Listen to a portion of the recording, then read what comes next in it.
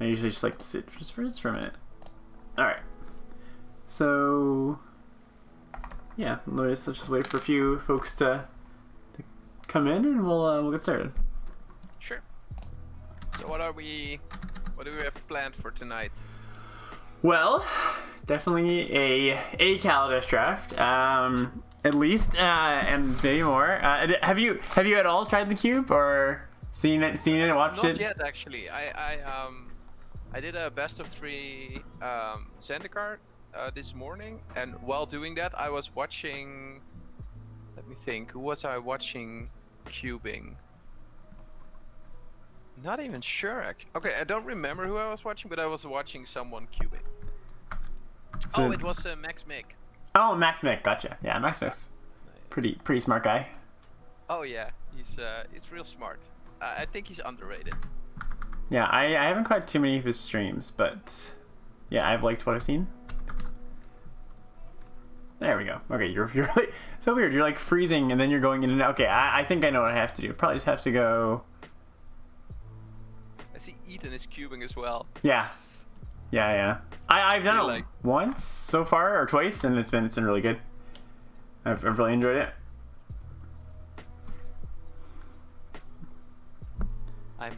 I'm happy to do anything here. Yeah. Maybe we do 1-on-1. Let's see. Can you just give a quick wave to the camera? Oh, there you go. Never mind. You're good. Okay. It like froze you for a second, and now you're back. Yeah. Sometimes I do that just as a joke. Like I'll act like it froze. Pretend. Yeah. Alright, I'm just gonna grab some water, and then we'll start. Sure.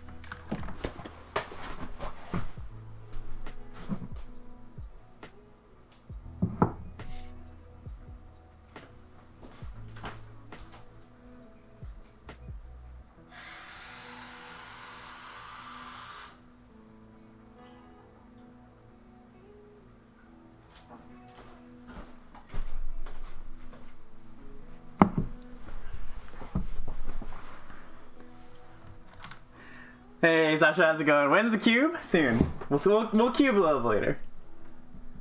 We're gonna Kaladesh first. Alright, let's at least jump in the queue because who knows how long it's gonna take. With the cube out. Maybe a bit longer now. Yeah, with the cube out. Cube being up. Oh, never mind. Oh, there we go.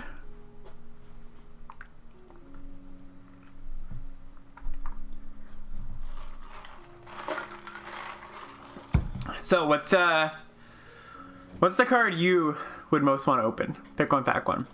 Maybe not Sky Sovereign. Maybe not that one because that's the obvious pick. That's an easy one. I like Chandra a lot. Like, yeah. A good second place. Yeah. Just because I like to play red as well, so I don't mind forcing it. Actually, so. Hey, my Noahs, how's it going? All right, so this is great. So I'll talk through maybe my picks, and you can talk through your picks, and we'll maybe see if we can come to some sort of conclusion together. Oh well, I mean, actually, kind of funny. So we're definitely gonna take Angel. Probably not on the same line here, right? Yeah, I think there's not much discussion actually, but it is like kind of interesting. It's like Express, but definitely. Oh yeah, it's a sick pack, right? Yeah. Yeah, we have Express. I wouldn't mind first picking Warden. Alright. Might even a wheel if we're lucky here.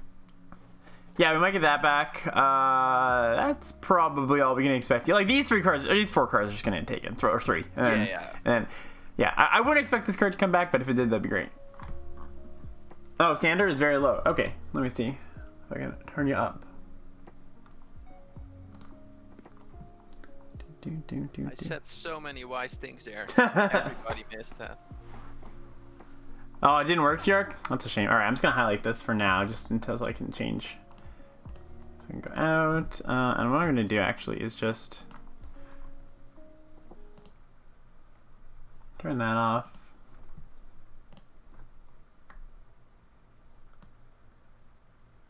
Try talking again?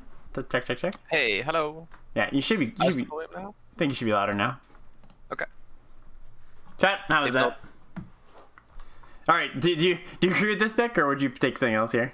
No. I like it. How do you like Foundry? Chief of the Foundry. I've come like up on this card a lot more. Basically, like I like this card. I liked it at first, but I like it even more now. Like it's it's basically just like, it's not quite a must kill, and it's obviously like not great in some decks, but a lot of times it comes down and you're like, oh, I really do just have to kill that thing. So Right, especially in white, right? You're making servos quite a lot of the time. it is like tempting just to take Chief of the Foundry after you take Angel Invention, right? Like, I think it was close. That's why I asked you. Yeah. Like, I wouldn't mind picking Chief of the Foundry. yeah, I don't think so either.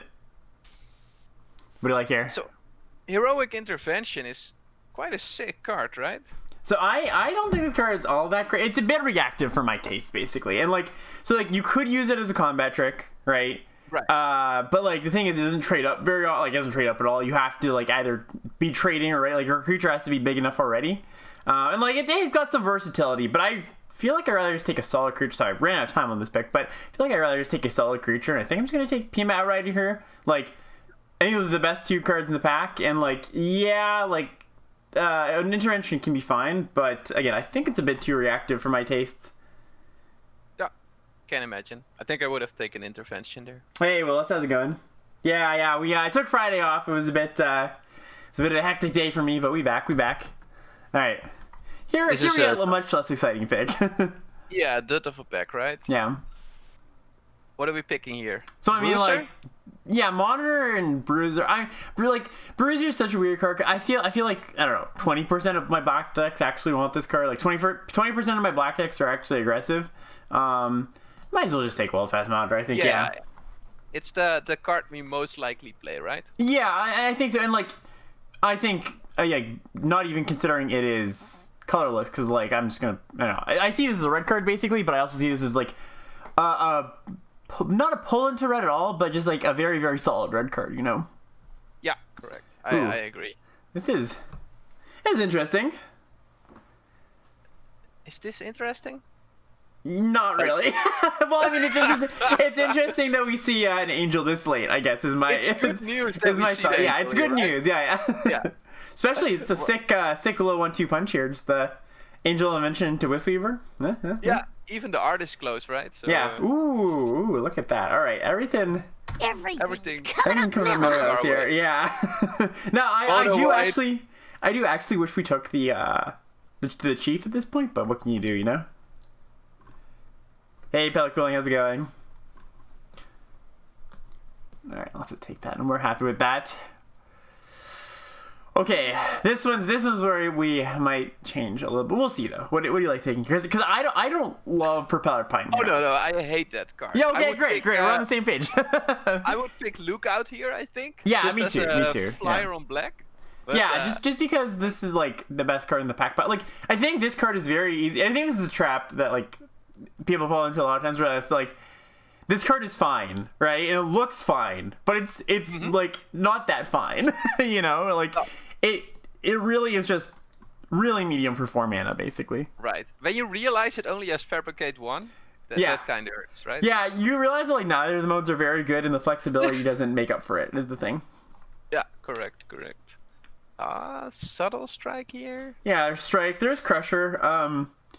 So it's weird because like I think half of my white decks want Crusher, half of them don't. I feel like going wide is generally better than going tall. If I can go wide, I prefer that to going tall.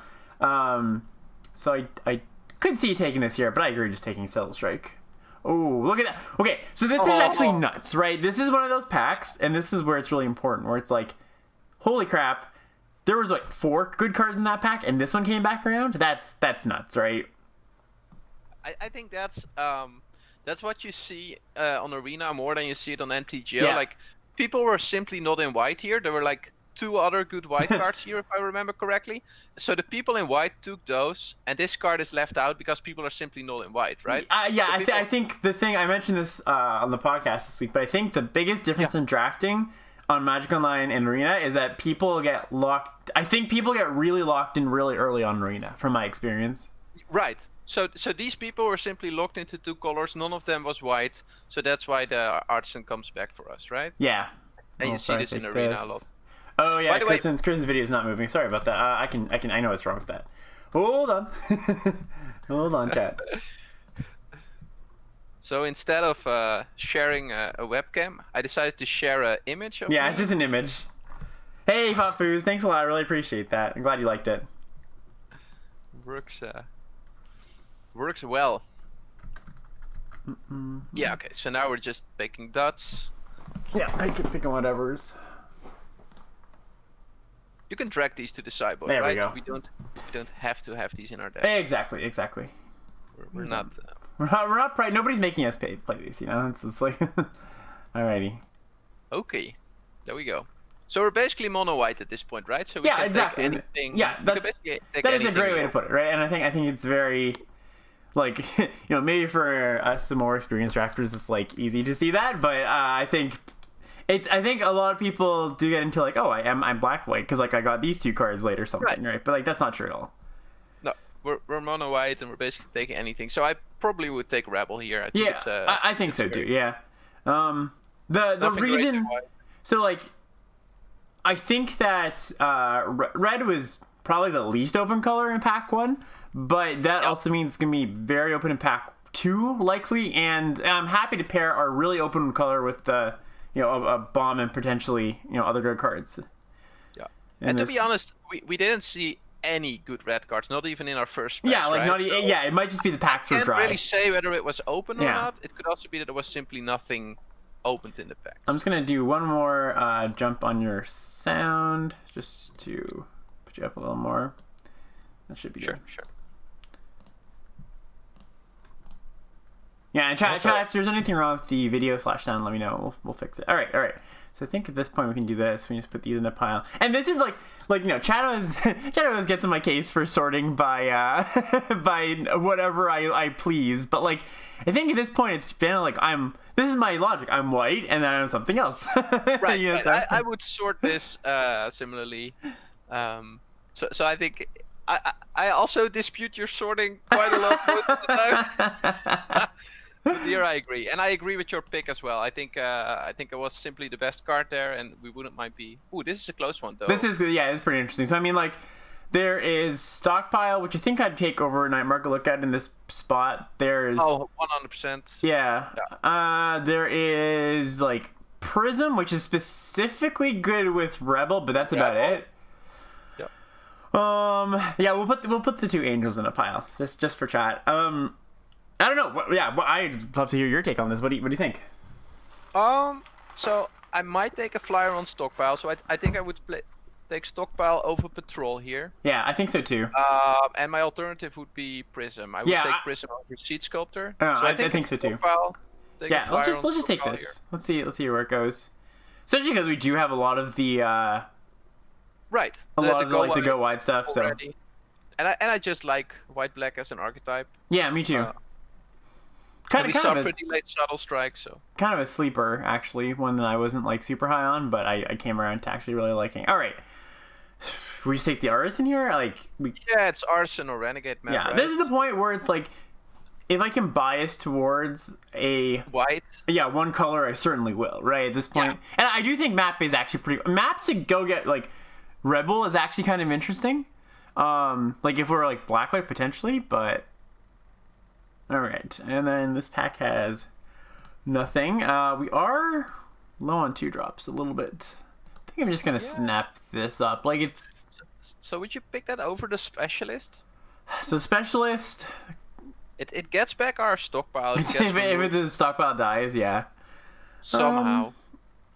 I think so. I think like the 3rd point, being able to trade up was like a 4 drop or something's pretty nice. Yeah, I think I'm gonna like. I think. There's merit to taking this, but I think I just land on this. Like, I feel like the ability on a Specialist is pretty rare. Wow, we just get like all the artisans in the world. All the artisans, yeah. Okay, I can agree with that. So, funny thing, I actually just remembered. And I remember this when we saw the pick, but I just remember for us, these 2 side by side. That first pack where we were surprised the Artisan Wheel, somebody actually took Ether Inspector. I'm pretty sure. Correct. I'm pretty sure there was an Ether Inspector in that first pack, which is wild, right? Like that is wild. Yeah. I think we can state that is incorrect. Yeah, right? I think so. It is Sander. It has a gun, Sirkovitz. Ooh. Okay, what do you like here? Do you like? I almost feel like we should snap off the 2 drop, but. Yo! Artisan Red, how's it going? Sasha, thank you so much. Oh, Sirkovitz, sorry. Sirkovitz, thank you for the sub. 6 month streak. Month streak. Really appreciate that. Good. Much love. Yeah, this Yeah, is a we close take the pick, but 2-drop I here, think we right? just have to lock up the 2-drop. I think we lock Poisoner. in this now? Poisoner is sweet, right? Yeah, Poisoner's pretty sweet here.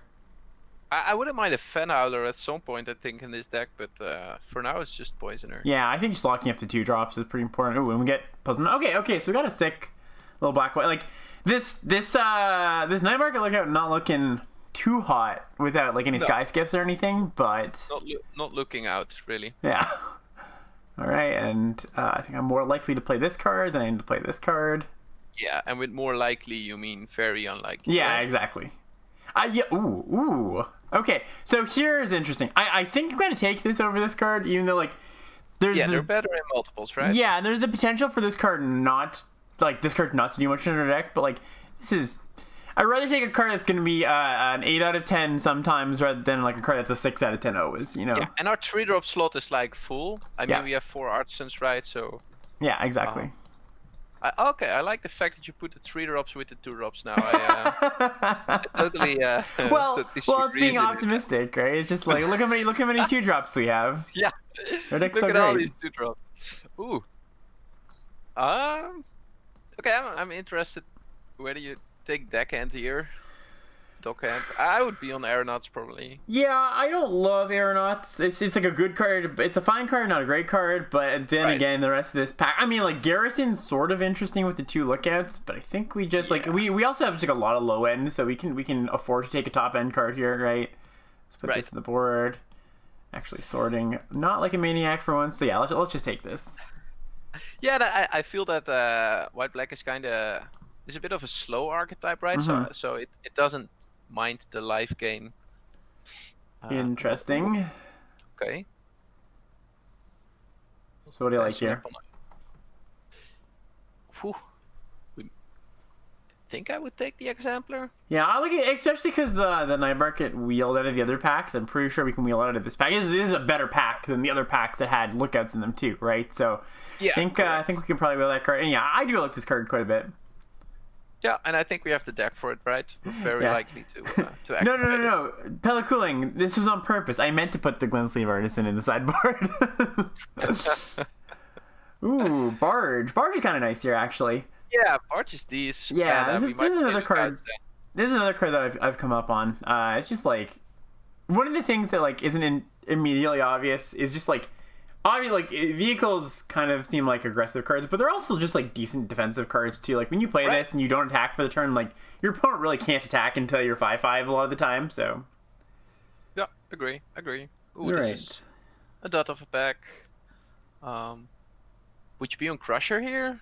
Like, is there a world where we play Crusher together with Barge? I don't think Maybe so, if we right? pick up like a bunch of like Yeah, 2 more lookouts. lookouts or something. We do have that one in the yeah. first pack, right? And this isn't ideal with lookout, right? You really want the crew ones, but there's also this for our yeah. other one. We can loop it with Shenanigans. stock, but I think it's more likely we would pay this card though. I know what Ethan would pick here, right? Yeah, yeah, I do too. I would be on Diong here, but I know you don't really like that card a lot. Yeah, I like it's fine. We have like one other energy source. It'll kill a small thing, and I think Right. like A lot of the important things in this set, I feel, are small. yeah, they are. They're like one of the things that is nice is just like you're on the draw. They play like a long tusk cub. You don't want to like risk putting a blocker into play unless they have like in case they have a removal spell or something. So you just like snap it off, you know. Yeah, Winding Constructor, stuff like Yeah, that. exactly. It kills it. And, it can kill rather important targets. Not the best pack 3 up to now, I think. No, I think we just take Pioneer though, as much as we both hate it. Yeah, Yeah. right. Could be playable. Ooh, Mechanic. That's a really nice Sweet pickup pickup. for yeah.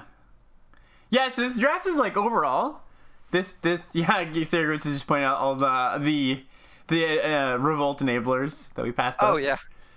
This draft was kind of weird. I think I'm gonna take a timing here because like it wasn't that weird, but like white was the only really clear color that was open, and like everything else like.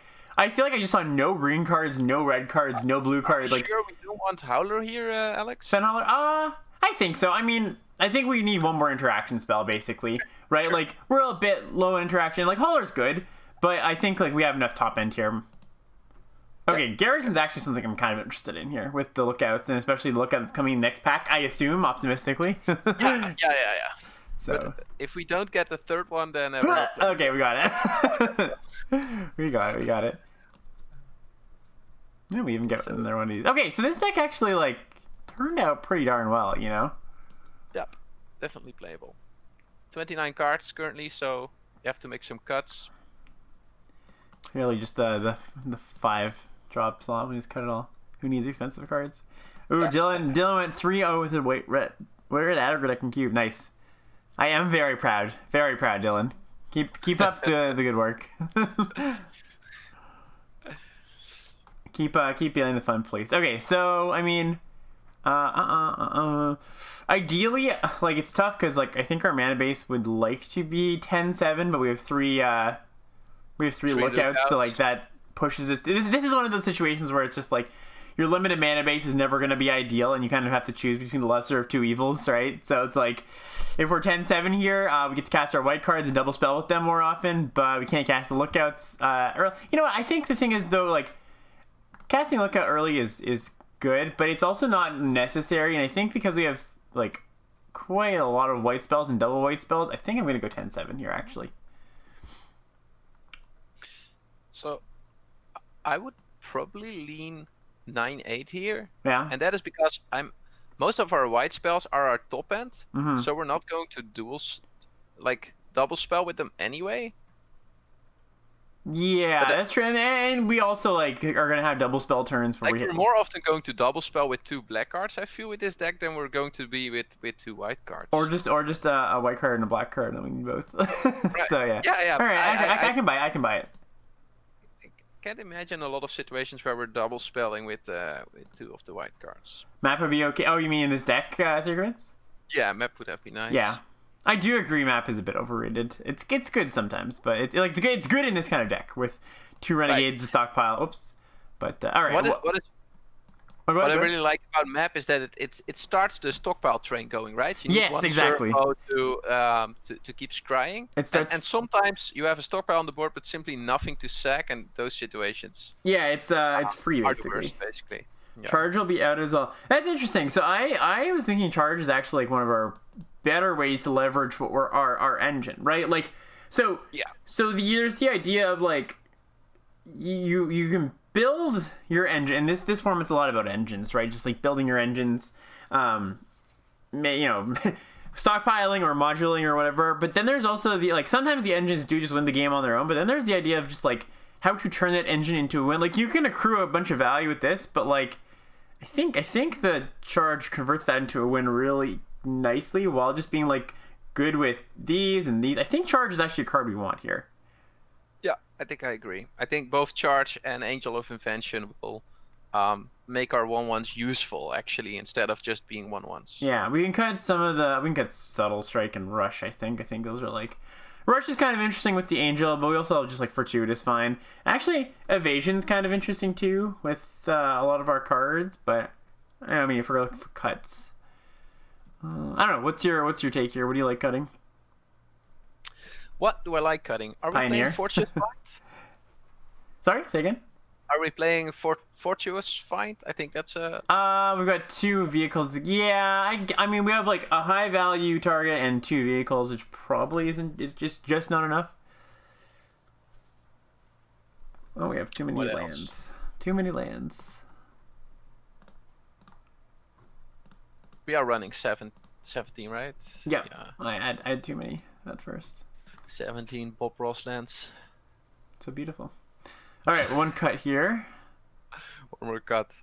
Might cut a 2-drop. Yeah, which is fine because never one to cut a 2-drop, but we have 3 lookouts and we have a bunch of 1-drops, so it should be fine. Honestly, I think this, especially best the one with the hand smoother, I think this deck could get away with 16 lands. 16, right? Yeah, like I might just do that. We're not going to be able to cast this on 6 every turn, but that's actually fine. We have so much cheap stuff here.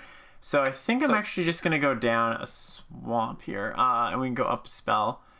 Yeah, I agree. What do you feel like? What's calling to you in here? Yeah, so since we got a land, I probably wouldn't like add a 4-drop now.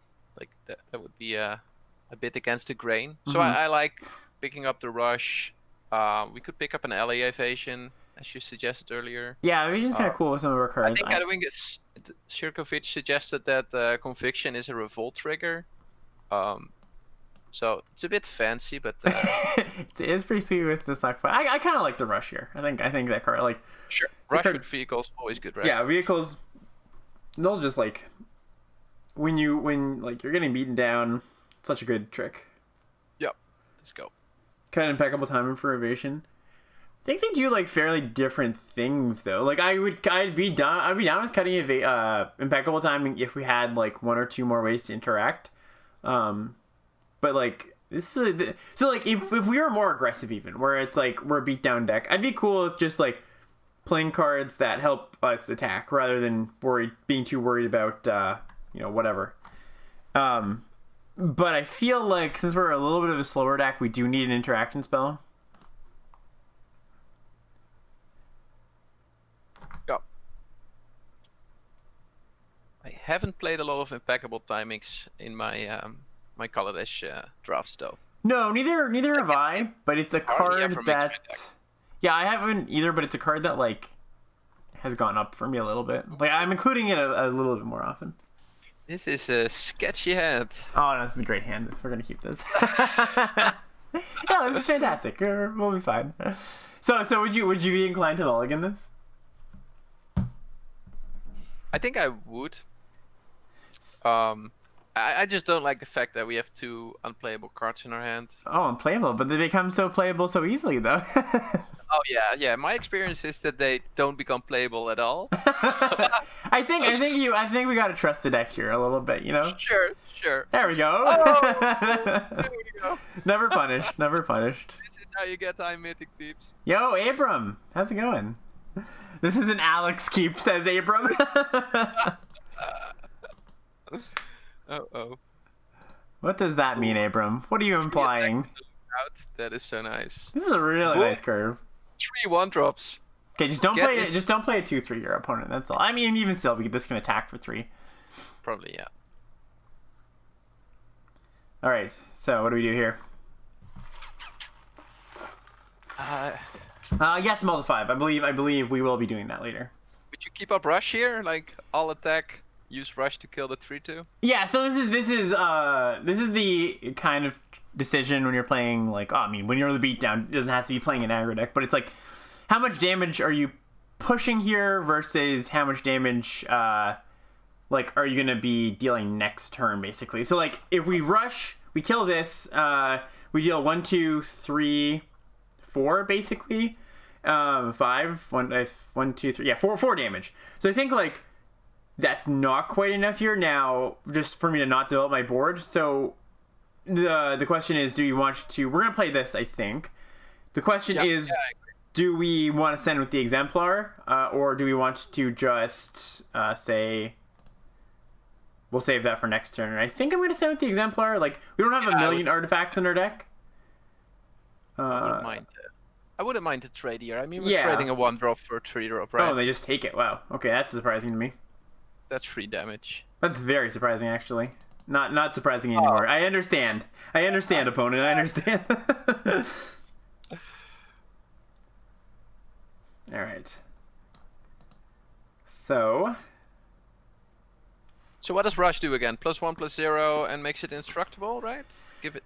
Yeah. Plus, so none of our creatures can trade with this thing in combat. Right. We can make an attack. So we go in. They block Toolcraft. They gain 3. They lose 1, 2, 3, 4, 5, 6, 7. So that's not a great net trade for us. So we're pretty priced into not attacking here and just playing this. Yeah. Abram, how do you not know what cards from 4 years ago do? There are cards that need 3 to work though. So well, this one needs 3 for the first strike. So it needs 3 yeah. Pima Outrider. Okay, it's fine. We're at the point where we say we are probably not attacking now. Although if they crew, which I wonder if they do. They don't. Huh. No, they're holding back. Yeah, that makes sense. Okay. So the crew here, we attack. could attack with the Poisoner, which is not fantastic. It just trades with this unless we rush. Triggers Revolt though. Yeah, just trigger Revolt. I know, right? Nice mythic rank. It's the second best mythic rank there is. Yo, Abram, 420 easy. Thank you so much, Abram. Really appreciate that. Much love your way. Ooh. I think I wouldn't attack with just a Poisoner here. If I attack, I would attack with more. But I don't see any... So the thing is, if we attack with, we're either attacking with like everything or just the Poisoner, right? Because that like, right. And if we attack with everything, they probably go block here, like this on this. Basically, like we'd be losing a lot of creatures, not pushing quite enough damage. Lose 3 creatures at that point. I think I'm in for attacking here, and then if they block here, I will rush. Okay, so we're basically trading the rush for the Servo then. Yeah, which is not a fantastic trade, but it's like on face value, it's not a great trade, but it's also like in this game state, this is basically this, right? So we're at least making them tap on another creature later, and. The question is, like, is this impactful enough to play now, or should we be... I would hold it, probably. Yeah, it's close, though, because, like, if they were at a lower life total, it would be worth it, but I think we do and if we pick up Inspire Charge or something... Yeah, exactly. If we draw exactly Inspire Charge or Angel, we'll definitely have wanted to play that, but, you know, otherwise, I think no. Okay. Opponent's card quality scary, but not that bad. Yeah. Alright, I think we just hold back now. Yeah, we need something here, basically, right? Yeah, exactly. We're just, like, not winning right now. Yeah, we need one of our stronger cards here to get back into the game. Okay, so this is a 3/3 double striker. Is there any way we're blocking here? No, I don't. No, I can't see. I can't see a way I can fathom blocking here. No. Just we are taking 6, so we're a bit of a sad panda here. Yeah, but the thing is, it's nice. Like, if we really need to trump block at some point, we can. Right, like we have a lot of jump blockers here. All right, so turning the corner here. I'm a little bit surprised they haven't gotten in with this. But I suppose they're just worried about what we have in hand. Yeah, still not quite enough. We have to wait for our charge or our angel. Yeah, or a 6/6 vehicle or something. Yeah, exactly. Vehicles would be good too. Yeah, something that we. Impeccable timing would be great as well. Yeah, that'd be fine too. So, talking about situations where impeccable timing is good, this is one. Yeah. Okay, we get hit for a lot. Yeah. Skiff. Okay. Ooh, there we go. Okay. Not bad. Not bad. That helps. So I also like... Oh, okay. So this is kind of interesting. Is there a world we attack all and they crew this and we... get them. That's actually not too bad here. So if they crew this with, let's say, this, yeah, they'd probably crew with this. We skyway our shot. They probably block here and here. So they take 1, 2, 3, 4, 5, 6, 7, 8, 9, 10.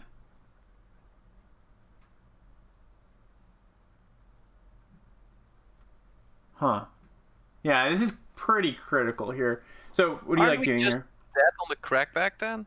Well, we get to play this, right? With Right, with the revolt trigger. With the revolt, so we can block the double striker, and we take 2 from the skiff probably. Okay. I think this is our. Out. Yeah, I think this is our turn where we have to do this. Basically, like we're kind of priced into it, right? Sure. It's definitely the most aggressive line that I see. Like I like to do the Ben Worthy thing where you, like. Check what's the most aggressive thing you can do. Check what's the most defensive thing you can do. And yeah, that's good. This is definitely the most aggressive thing we can do, right? Yeah. Okay, so they crew with that, which is interesting.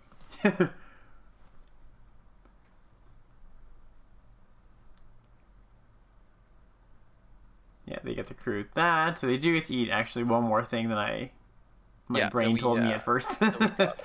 We bottom that. Bottoming the land is nice. That's basically draw one. Yeah. Okay, so now they get to block, so they probably eat the Exemplar, eat the Artisan. Okay, So they're taking considerably Interesting. less damage than we might have thought at first. Yep.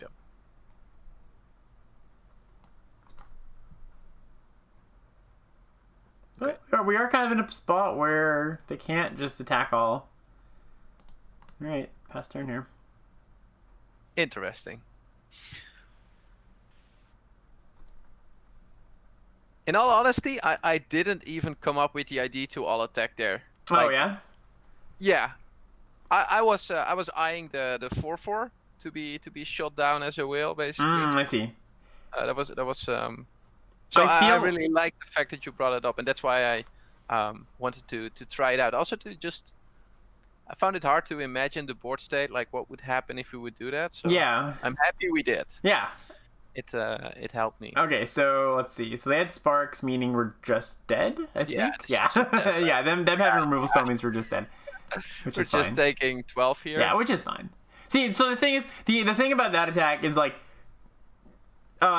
if they, so say they don't have sparks there, right? They get put in a tough spot where they can't attack with everything. We still need to draw something, right? But we also like put ourselves in a position where we just win the game with Inspire Charge or the Angel or something like that. I think that by holding back there, by just like taking the defensive line of killing the 4/4, killing the like they still have another Scrapper Trampion, right? They still have another one. They still have the vehicles. I think that like just sitting back there and just killing the thing that's like the most threatening is kind of the playing not to lose, not playing to win line, basically. Yeah, I totally agree. Yeah, you gave yourself out basically there, right? Yeah, and like maybe there's an argument for like waiting one more turn there. I can buy that too. There's an argument too I was thinking before of the turn before chumping with a servo because if we don't chump with servo there, that's a lot of turns that we buy ourselves if we chump with servo because we got punched to what, like 8 or something, or meaning that the vehicles in the air can start to just like chip in, right? So I don't know. There's an argument there to help us to just chump and help us draw into the cards that get us out of that situation, our best cards. But then again, those best cards also want creatures on the board. So tough choice. Yeah, agree. Like in hindsight, we probably should have blocked the 3/3 double strike. Yeah, I think that's the one thing I would have done differently if I went back in that game. Just chump blocked that 3/3 earlier. All right, this is a fine hand. This is a way better hand than the last one, right? Well, it's because we have our colors. Yeah. Yeah. Opening up with the lookout. I like how that's a little sequence thing that's important there. Yep. Well, get in for 2 as opposed to getting in for 1. Yep, one is less than 2. One is less than 2, but it's the small things, right? Yeah, exactly. Oof, that's what we like to see. Okay.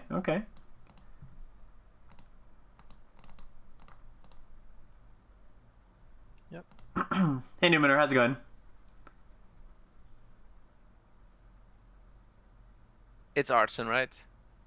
Yeah, it's kind of interesting. Well, the thing is, because not necessarily, because like if you think about damage output, this plus this attacks for 6, where this attacks not for 6, right? So like in my early turns, for 5, my bad. This attacks for 3, right? So like in my early turns, generally I'm maximizing. There's a lot of things I'm thinking about when in sequencing, but how much damage output I can get out of my early creatures is generally what I'm thinking, right? So I think the line is these two actually. Okay. Interesting, because you can double spell with the Exemplar next turn, right? Right. If we draw a land, right? We can go like Skyward. If we draw a land, yeah. And way. So I think this is the point where it's like, yes, it's good to double spell there, but we can double spell here too. That's also great. And like the early turns, I am very worried about my damage output, basically. Like how much damage I can put on the board. Because our opponent is basically dead. Yeah, it doesn't matter that much, but it's a little bit of a moot point, but it's fine. But no, I get it. So the reason I was willing to deal 3 instead of the 5 is both the double spell option and the fact that we weren't getting max value out of the Renegade, right? So I'm maybe a bit more greedy like that, like. Yeah, I just felt like it wasn't super likely that we get value out of the Renegade anytime soon. I mean, maybe the turn after, but like, we attack with Poisoner. I don't think they're going to trade whatever 3-drop they have for Poisoner, right? Maybe they'd have to trade off with this. That's true. But I think like I agree that's a consideration. But I think just basically the damage output outweighs that is what is my line anyways. Okay. Do we win here? I think we do. But well, let's see. Math is for attackers, so we should probably check it out. So they go to 5 instantly, and they block the biggest things. So they go they block, take 3, block, right? block. Yeah, so they don't just die here, but they have to make some jumps. So yeah, they're losing all the creatures basically, and we lose one thing. Yeah, we lose one thing, which is a fine exchange. Oh, my 17 lands and I'm such a bad streamer. My 17 lands and my cardboard live is not on. Oh no. two things. What I also think is fun that you're sharing your desktop right now. Yeah.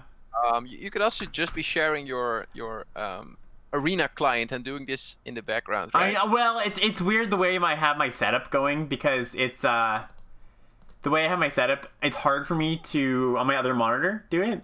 It's just slower. I need to get a better monitor, basically, a better second monitor. All right. Ooh, opponent down to 1. Opponent decided to not block the biggest 3. I think it was a. Oh yeah, they didn't jump with this on the 3. Yeah, it was a good opponent. I liked it. Familiar and still dead.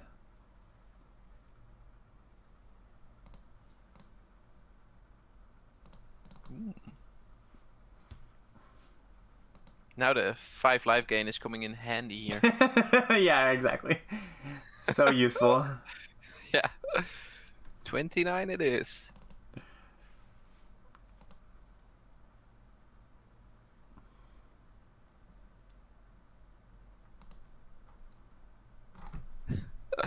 Alex is a noob streamer. I know. I'm streaming for 2 years, still a noob. All right, we got there. Okay, got the win. We're on board. On board. On the board, as Ben would say. Pretty aggressive. Like, the way we're playing this deck is rather aggressive. Oh, you think so? I think it's interesting because like I think it's just. I mean, I don't want to say it's just my style, but like I feel like, basically like, if I can choose to end the game sooner rather than later, I'll take that option, right? Because you take the sooner. Right? Yeah, like you never know what like even in the game states where you're like, oh, this is going really well, this is going my way, as long as I draw an average amount of good spells, I'm good. But you never know what awesome card your opponent might have that just like swings the game entirely, right? Or like how many draw steps you're giving them by not doing that, right? So like, I think I'm probably a person who takes the aggressive line, like a hair too often, probably. But also, I think that like, in general, I feel like the aggressive line doesn't get taken as often as it should. Is what I'd say. So I'm probably too far in one direction, but it's good to evaluate whether like, you know, as a player, whoever you are is too far in the other direction. You know. Yeah, and that's why I like watching your stream especially is because I'm the other direction, right? So it is like watching a streamer that is like similar minded as I am is not very useful, right? Because the streamer is constantly taking the same lines as I would, and I'm not really getting anything out of that. Right. But watching you taking those aggressive lines like all the time, it helps a lot, right? It opens up my spectrum of things that can happen during a turn. Yes, yeah. And that was my. I put out like the article I just submitted for Channel Fireball this week was just talking about how like I for a very long time it's just basically a guideline to aggressive decks and limited, and I was like I for a very long time just like didn't like aggressive decks and like didn't know how to draft them and didn't know like basically stayed away from ever putting a combat trick in my deck, right? And one of the things, I mean, Amonkhet was one of the sets that like pushed me to draft aggressive decks more because it was very good to draft aggressive decks, but also just like watching like I do just like Skype calls with Ryan Sachs and like watching his mind go and like look at all the permutations during combat that I didn't even know existed, you know, like that kind of stuff is just like just opened my mind. I was like, holy crap, like wow, right? I'm missing it so much in this game that I didn't see before, you know. Yeah, I totally know where you're coming from. And I think Amonkhet Remastered was the ideal set to test out your aggressive Yeah. state of mind, right? That set was so aggressive. I enjoyed it a lot. It's a draw. Ooh. Well, GG's. Sasha says the only thing I know is drafting aggro, which is why I like watching Ethan. I cannot do that kind of dirtle. Yeah, Ethan's a master dirtle. I think Ethan opens up the world for a lot of us, basically. Yeah, I think so too. Well, I think we're a good pair, and I think that's why I love doing set reviews with him, because like we're so opposite-minded. You know, I mean, we're very similar-minded in a lot of ways too, but our tendencies in draft are opposite-minded, kind of. You know. Yeah, I fully agree, and I think Ben is the healthy middle ground there. I think so. Yeah. No, I mostly defer to Ben's opinion when you three have an argument. Yeah. I'm like, okay, Ethan is probably too extreme one way, Alex is probably too extreme the other way, so I'll go with Ben here, and Ben's the voice of reason. Yeah. All right, we have a decision here. Do we want to play this again for 3 or play Poisoner?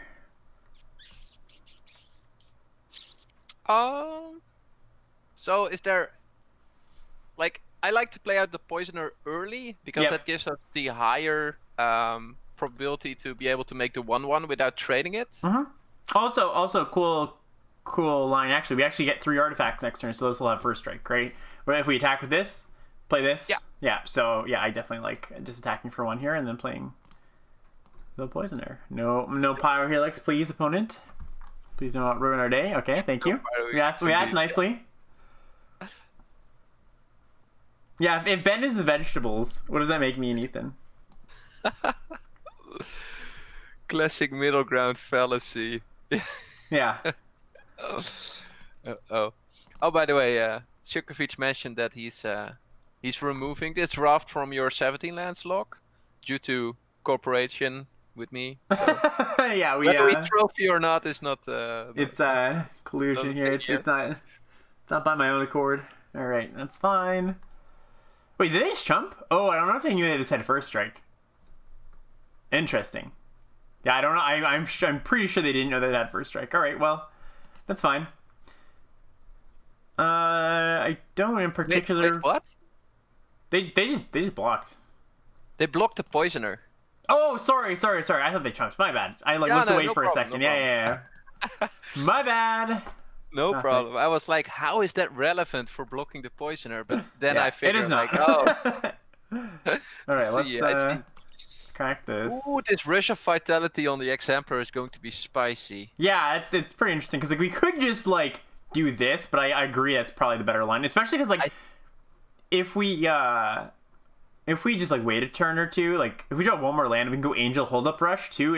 So they either block and we blow them out, or they don't block, we play Garrison, and then we can like hold up this, play this next turn, or just play this for the win. So I think not playing the Angel is the better play here. Yeah, I agree. I think this is a very spicy line. What would you do if you were opponent? Like, would you block here? You're on 13. It's tough. It depends on what my hand is. Right, yeah. I probably have to, like, hope that my opponent doesn't have a good follow-up here and just not block, basically. Yeah, so Pelican, that's the other thing. Angel Swing Team, I think, is the line I like less because, like, if we go Angel Swing Team, they take a chunk of damage, right? They take 4, 5, 6, but then they go, like, trade, and if they have a removal spell for the Angel, we're not in a great place. I mean, we're in an okay place, but, like, say they have, like, a Pyro Helix or, you know, something like that, the deal 2, like, yes, those are, like, kind of specific cards, but also we're in, like, a pretty ahead position. I feel like we can play around those cards. Like, the lines are close. I might as well take the, like, slightly more conservative line when I'm ahead. Which, you know, it's conservative, but not enough that it's like, I'm like, oh, giving up a lot of damage or anything, right? Oh, yeah, there are 2 planes, Sirkovic. So Sirkovic mentioning that my camera is in front of the second planes. Oh, sorry, yeah. But, yeah, there are 2 planes, actually. This is interesting. I'm inclined to just say no blocks because we're at 19. Yeah, I like that too. I think there's no value in blocking there. Okay, so now we got let's see, 3, 6. Okay, so we don't have the 7 yet. Are we holding Angel here? I don't think so. I think now we just bash. Like, even if they have a removal spell, cool. Like, whatever, you know? Yeah, we don't mind, right? We don't mind.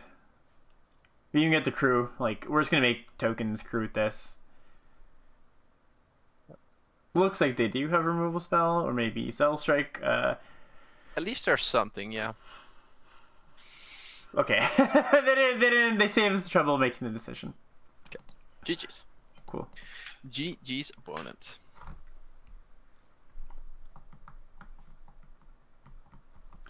Okay. Well, let's chugging along here. They had a scoop in their pocket. Scoop of ice cream. Holding up the concede and response play. Yeah. They made the right play. How's it going, Eric? How's it going, Big B? How is COVID currently in Toronto? It's not terrible, but not great. It's I say it's not terrible, but I think it's the worst it's been. Which is like, it's bad. It's certainly like, you know, everybody's staying home. It's kind of still a little lockdown for the most part, but it's also like nowhere close to what it's like with our neighbors to the south, you know. So, we're still at home, and you know, the main essential stores are open, but it's not too bad, not too great. How about you guys over there? Yeah, so we had another. So today was a special day in the Netherlands. Our prime minister came out and had this big speech about how we actually had to act because it wasn't going in the right direction. So we basically went after Germany. So now schools are closed until like half January. Like there's within the rules, there's hardly any way to celebrate Christmas with family. I think we can receive 2 guests max. Like all the stores are closed except for the most important ones. There's no sports, no nothing basically. I mean, it's kind of radical actually for our government to. It's the first time we have this actual like hard lockdown. Before this, we were all about the intelligent lockdown. Yeah, the soft. Yeah. We were kind of like that too for quite some time. Yeah, like people just behave and we'll all be fine. Yeah. But now they figured we're not going to be fine. Actually, it was actually pretty like in retrospect for Toronto, it was actually kind of wild because we didn't. We. So now we just play this as a 3-3 and pass, right? Yeah, we are. And are we attacking for 2 actually kind of interesting? We could attack, play this as a 3-3, and if they want to spend their turn arraying, that's actually fine, right? That's rather slowing them down, right? Yeah. Yeah, like we didn't have masks being mandatory until like July here, which is like pretty late. Like you could just walk around, or maybe it was June, but you could just walk around and do whatever. Oh, they are mandatory since the 1st of this month in the Netherlands. So so you guys even later for you guys. Wow, yeah. Yeah, you guys were pretty early on the hype train when it comes to masks. Yeah. Okay, so this is a fine exchange for us. I mean, if they play like a 4-4 or something.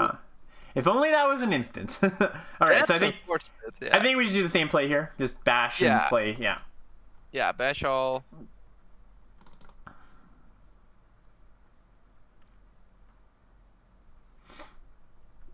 Yeah, basically Rutte introduced that every day is a Sunday in the Netherlands now, Sukovic. Everything is closed. People are watching our church ceremonies from home. And that's basically our whole week now. Yeah.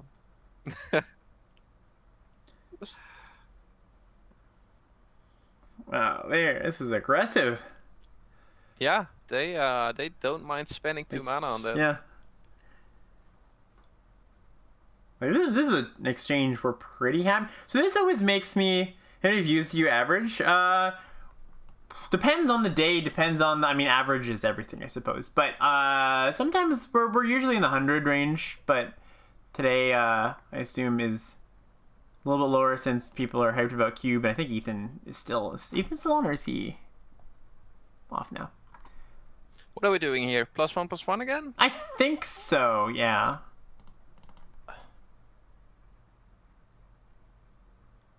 Okay, I wasn't sure because it doesn't. Oh, it doesn't block the cup anymore. Right? Yeah, it doesn't block the cup, which is fine. Like I don't think I care too much. So They're gonna onslaught. That's kind of not even that bad, right? No, it kills one creature, right? Oh no, it kills two after If the they attack. hit, yeah. But then still they're taking 6, right? So they're basically dead. Yeah, they can't. So they can't do that. I'm like, what if it's Hunt the Week? Would that even be No, bad Hunt the for us? Week. They're also No, dead they to would Hunt the still Week. die, right? They need 2 spells. Okay, and they realized, Yeah. oops. Wow. Yeah. They were like, let's get in with this cup. 2 energy is very And then we're valuable. back to the best rank, 420. All right. Yeah. I mean, that's like, I'm always a bit worried when an opponent makes plays like that, because it's like, okay, that's very much, hey, thanks for that follow. That's very much a line that I'm like, this is not what I'm expecting from them. So like, what does this mean, right? It's like, this is not, this doesn't line up with my story of what's happening in the game, basically. Like, from my perspective, if this keeps going on like this, they're not winning this game. So like, why are they doing this, right? And maybe it's just they made a mistake in their play, right? But it's very important to just be like, well, probably means something, 90% of the time. I think it was you that recently said that when your opponent is doing something, it's best to just assume that it's a good decision. Yes. Instead of them just making a poor decision. Yeah. And so I was trying to do that in this case as well, but I just didn't see the line. Yeah, well, yeah, even like, I mean, it's usually if they're making super aggressive plays like that, like in green black, it doesn't make a lot of sense. But like, say you were in Zendikar and you had like, a card like Kazula's Fury. Like a card like Kazula's Fury makes sense for like being able to like your opponent making a really aggressive play, like just having something that goes to face or something like that, where it's just like, oh, this seems like a good exchange on face value. But likely they have something in their hand that makes it worth it for them. Correct. Okay, sweet hand again. Yeah, not bad, not bad. Sirkovic mentioned that that was a good example of misunderstanding who is the beatdown. Yeah, I think that might have been. I mean, they could have just had a plan. The thing is, they could have had a plan, and it just like didn't pan out from them. They said, okay, if I draw this sequence of cards, and if the opponent doesn't have this sequence of cards, things go well for me, and it might have not worked out, So tough to say. Okay, so now we just do this. Yeah, that 2-drop draw was very good there, Yeah, right? that was a really good. That helped us a lot, and an opponent being slow here also helps a lot. Yeah, I love with the decks I'm playing. I love seeing turn 2 Prophetic Prism from the opponent. Okay, Right. A little bit annoying for sure. Oi, that's annoying. Like, I would have liked a land there, right? Yeah, that would have been nice too. I think we just shot getting for 2 here. Like, shot to find a land, getting for 2. If they want to trade, that's fine. I'm totally cool with that. Is that fine? Yeah, I think so. Okay. So I mean, like, what's the alternative play? Is the question, I guess. Play out the Artisan pass. Yeah. So, excuse me. Yeah. So it's interesting to talk to this specific spot. So we shot and we can try to find a land. Which isn't actually like that valuable now. Like, land is nice because we can go like stockpile, crack, puzzle knot. But the other line of Artisan. So the other line of Artisan means we're like banking on drawing land to go. Well, that's like, it is kind of interesting, right? Like, we could just play Artisan, get another thing in play, not attack, not get in for any damage this turn, but then just clean up with Inspire Charge. Yeah, that's actually pretty tough. Because if they play like a Gear Seeker Serpent, we're definitely gonna want to kill that instead, right? Yeah. Make your play. Yeah, for sure. I think I actually do like your line here. I actually think I'm gonna go this on second thought. And that's one of those spots where it's just like, Arena makes it hard to do. It makes it hard to be like, okay, just take a second and think. But my gut said play this, and oh wow. Yo, Q8, coming in at 5 months. Q8, thank you so much. Really appreciate that. Much love your way. Back to 420. Yeah. So now we can do your play, right? I mean, nothing changed on the Yeah, opponent's nothing side changed, of the board. but the thing that changed is we have a bigger board now, right? Yeah, we have better attack. That's interesting. I think I keep that Leave this actually. on top and double spell with stockpile. Yeah, I think so. I think that's good. And I think we just bash all here. Yeah, we bash out. We're fine trading 2 for 2 here. Yeah. And what I also disliked about the Skywearer shot is the top turret is basically a 2/2 without text, right? Right. So we're basically trading a removal spell for a 2/2, and that just doesn't feel like enough value to me. Yeah, so that play also just goes against one of my core like ideas or like heuristics when I'm playing an aggressive deck too. So it's interesting. I wonder why my brain told me to do that, because one of the really important things you should be doing when you're playing an aggressive deck is one of the really important things when you're playing an aggressive deck is play your creatures before you play your removal spells, right? Because your removal spells, like, the main function of your removal spells is to leverage your creatures getting in. So if your removal spell is killing one thing and getting a 2/2 in, that just doesn't do a lot, right? You'd much rather do what we did, play the creatures out, then kill the thing, get in for a lot of damage. All right, I mean, that was a good turn for them, for sure. Oh yeah, that was really sweet. They have to be careful, though. We can't just go crazy here. They don't know that they can't go crazy, but we do have Inspire Charge coming. I mean, yeah, we're at 15. This is. That's interesting. You decided to crack the puzzle knot here with the 2 mana, right? Yeah, I don't think I really want to attack, basically, just yet. I think just like getting a creature on board. I was thinking about playing out the stockpile. Oh, gotcha. Yeah. And then we can crack next turn. Yeah. So the thing I was thinking is, if they attack, I want to be able to kill one of their things so that it's not like stop the recursive damage early, basically, so that we can buy time to puzzle knot and like stockpile and stuff to build up our board. Yeah, it's bad for us. But did you needed the 1/1 from Puzzle Knot for that? Sorry. I'm just saying I want to kill something, basically. I want to kill. Timing something. Oh, okay. Yeah. Yeah. Oh, you're basically holding impeccable timing here, not the Puzzle Knot sacrifice. Yeah. I'm holding impeccable timing because if they attack with these, like if I can kill one of these, that decreases the clock by enough time where I get. There's probably a whole another draw, right? And a whole another draw step, basically. If I kill one of these flyers this turn, if they attack all. Yeah. Which I'm actually surprised they didn't attack all. So now that these have hexproof, it's kind of interesting because I could just wait to see if I draw. Yeah, I think I'm actually just gonna wait to see if I draw a land. Yeah, because then it's so much better if we do just do this and then stockpile, seeing as impeccable timing doesn't actually do anything here anymore. I mean, it does, but not against the things that we care about. So we're just going to pass here. Okay.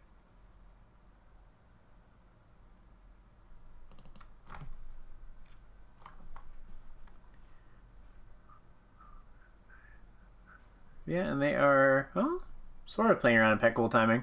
I assume they have something really good coming now. If they're making this attack, they have a good follow-up. Okay. That's not it. Not quite, but they do have enough stuff to...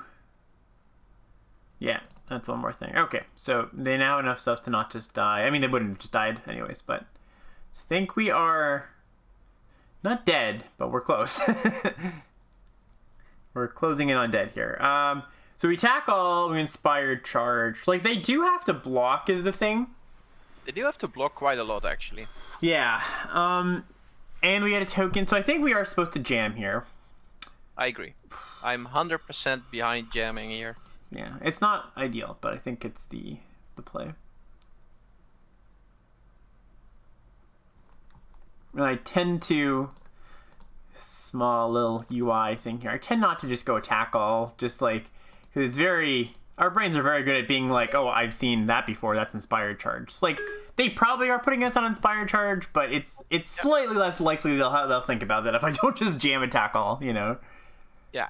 So this is the less enthusiastic way of all attacking. Exactly, yeah. Which might make them not play around Inspired Charge. Yeah. Okay.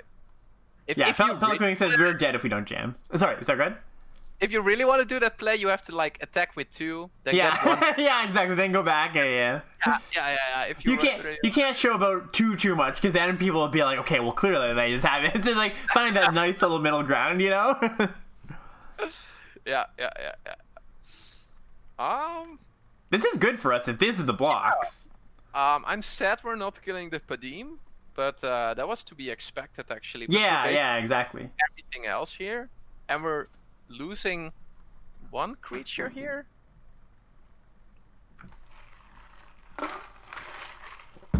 Yeah, this works out well for us. Yeah, this isn't bad at We all. we got a stockpile thing too, so. Yeah, so losing the one creature here is actually rather good. Now they do get a scry here, which is nice for them, and they're clocking us really hard. But Yeah, but they bottomed, so they're drawing a land next turn. Then they attack for 4, 5 actually. so we trade with one thing. One thing on their side gets eaten. One thing on our side gets eaten.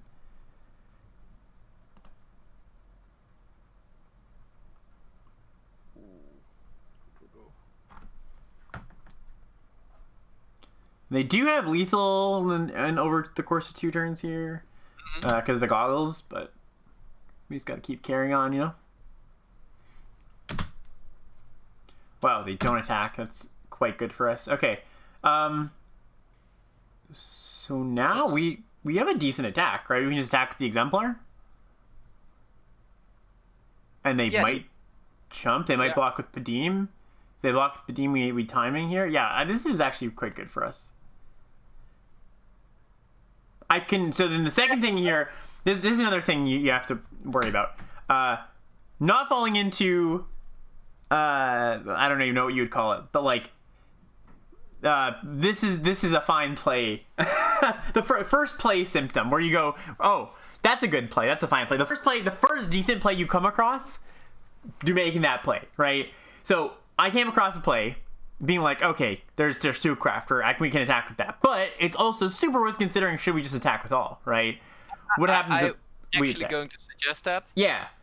I think it's just a good line. Yeah. So if we attack with all, one of our things gets eaten, but that's okay. Yeah, I think I agree. This is a much better line. Well, it's a close line, but a better line. Okay. Sugarfish is out, my mate. Ooh, nicely lining up those server.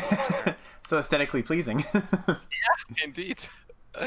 Okay, this is just great, right? Yeah, so we lose our board, but they lose their board, and they lose their draw engine here. They might have something because they didn't equip goggles, but they might also have just forgotten, so. For goggles. They might have just for goggles. For goggle, yeah. Okay. Okay. Opponent down 4 and without a board, and we have a rather nice board, actually. Yeah. We have a little bit of an engine here if we start drawing lands. Okay, well, this might just be lethal. That was a good draw, too. And there it is. All right. Wow. So we took a game that was tough and turned it around. Yeah. Unexpected, though. I think that game actually goes a lot poorer for us if we don't make that attack that we that you considered there when I considered the other line. So teamwork. Teamwork, yeah. How's everybody in chat doing? Sorry, I haven't been paying as much attention as I usually do, but we have a guest, we have company, and when we have company, we're nice to our company. Yeah, they won off and we still won. It was an inspired line, exactly, Zenbits, exactly. Yeah, I really liked the Panharmonicon into the blue-red gold card line. Yeah. That was gross to look at. It's cool to watch. Awesome, baby. Appreciate it, yeah. Yeah, it's cool. I mean, Sander suggested this, and I said, hey, that's a great idea. Because I do think it's worth, like... one of the things I was saying before we got on to Sander is just, like, when you're streaming, you have the feedback of chat, right? But it's also good to have immediate feedback of somebody, like, just being there to suggest lines and stuff. 2 heads, always better than 1. Hey, Glorm. I notice. No idea how you happened upon this, friend, but the commentary has much improved as a result. Much improved. I would just take improved, you know? Much improved is like... No, I do appreciate it. Yeah, it's been pretty good so far. Alright, nice little start here. I'm already happy with the fact that people are still watching. Yeah, exactly. Boo. Okay, we didn't want to draw that. So I think we actually just say attack and... Yeah, we're basically And now we just sack, right? Yeah, If they might not. They might not block. Who knows? Yeah, they might think we have an impeccable timing in our deck, and we actually do. What you play Lookout with a vehicle? Yeah, Lookout is, you definitely want vehicles, but it's just like a decent aggressive card. Like it's a 2/1 for 1, right? If it gets in. Now it's not a 2/1 for in combat against other creatures, which matters. But it's a decent aggressive card. And then like the times you do have vehicles, it's obviously great. Would you have considered having the Lookout deal 1 and then dealing 2 with the Diong to get the 1/3 off the board? Yeah, could have done that. So I mean, like the thing is, I think that the 1/3 is not all that impactful here. I mean, it's good, but I do think that we want to get the scry in basically to hit more action, because like from this point on, like any land is so bad, right? Like it's just like so awful for us here. So we are just gonna be. Okay, well, I mean, I was gonna attack, see what they did, but it's not worth it at this point. Just for the slight value, you know, the slight value of maybe they don't block, but they block. That's a good one here. Yeah, we'll keep that. That gets the engine going. Now there is a consideration to killing this, but I think we're fine. I might do that, Alex. I mean, we are. Yeah, it is gonna deal us like a decent chunk of damage. Is the thing. Like we're planning to go pretty long here. Yeah, I like this turn. Especially because the Diong isn't like the best card in our deck. Right, exactly. You can't be like, well, gotta save this for their great card. They're just not gonna kill a great card, you know? Indeed. It's just, and it's traded off with a 2/2 here. Which is fine. Okay, so we'll get our little scry value on. Get this engine going. Timing. I think we don't want timing. No, timing doesn't kill the 2/4, so I think I would bottom it. We need better cards than Yes. Yes. To get us out of this mess, actually. Like while we're in this rather dull game, like I was wondering, do you have a competitive edge, and are you like planning on playing more competitively maybe when COVID is over? Yeah, I think for sure. One of my big regrets is just like not going to more GPs, and now it was harder to do that because like I had like I wasn't content creating full time before COVID, right? But I do. Let's keep that. I do even still wish I went to more GPs, and so yeah, I'm definitely looking to. I think that's something I'm definitely looking into. Like, I do have a competitive edge. I do like winning, and so yeah, I'd love to do well at like a high level event, and like I have the confidence to do so because like I've done well at other high level events in the past. But like just like getting those opportunities to do it, you know. Yeah, you're right, Grant. We should have. No, it's not, weirdo. I gotta fix 17 lands. I think we're just dead here. Yeah, the 6/6 killing of 1 for 1/1 is basically the dead nail here, right? Yeah, because they just and we actually don't have an answer for them. We're just gonna life equity play instead of trying to grind through this game that I don't think we're gonna be winning. Let me just see. Hold on 1 second, chat. Doing a bad streamer thing again. 17.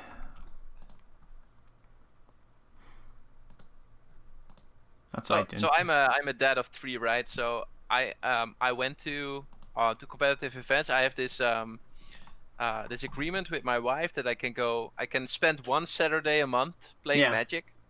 So back in the day, I would go to PPTQs on those Saturdays, and when the PPTQs went away, I would like visit other events.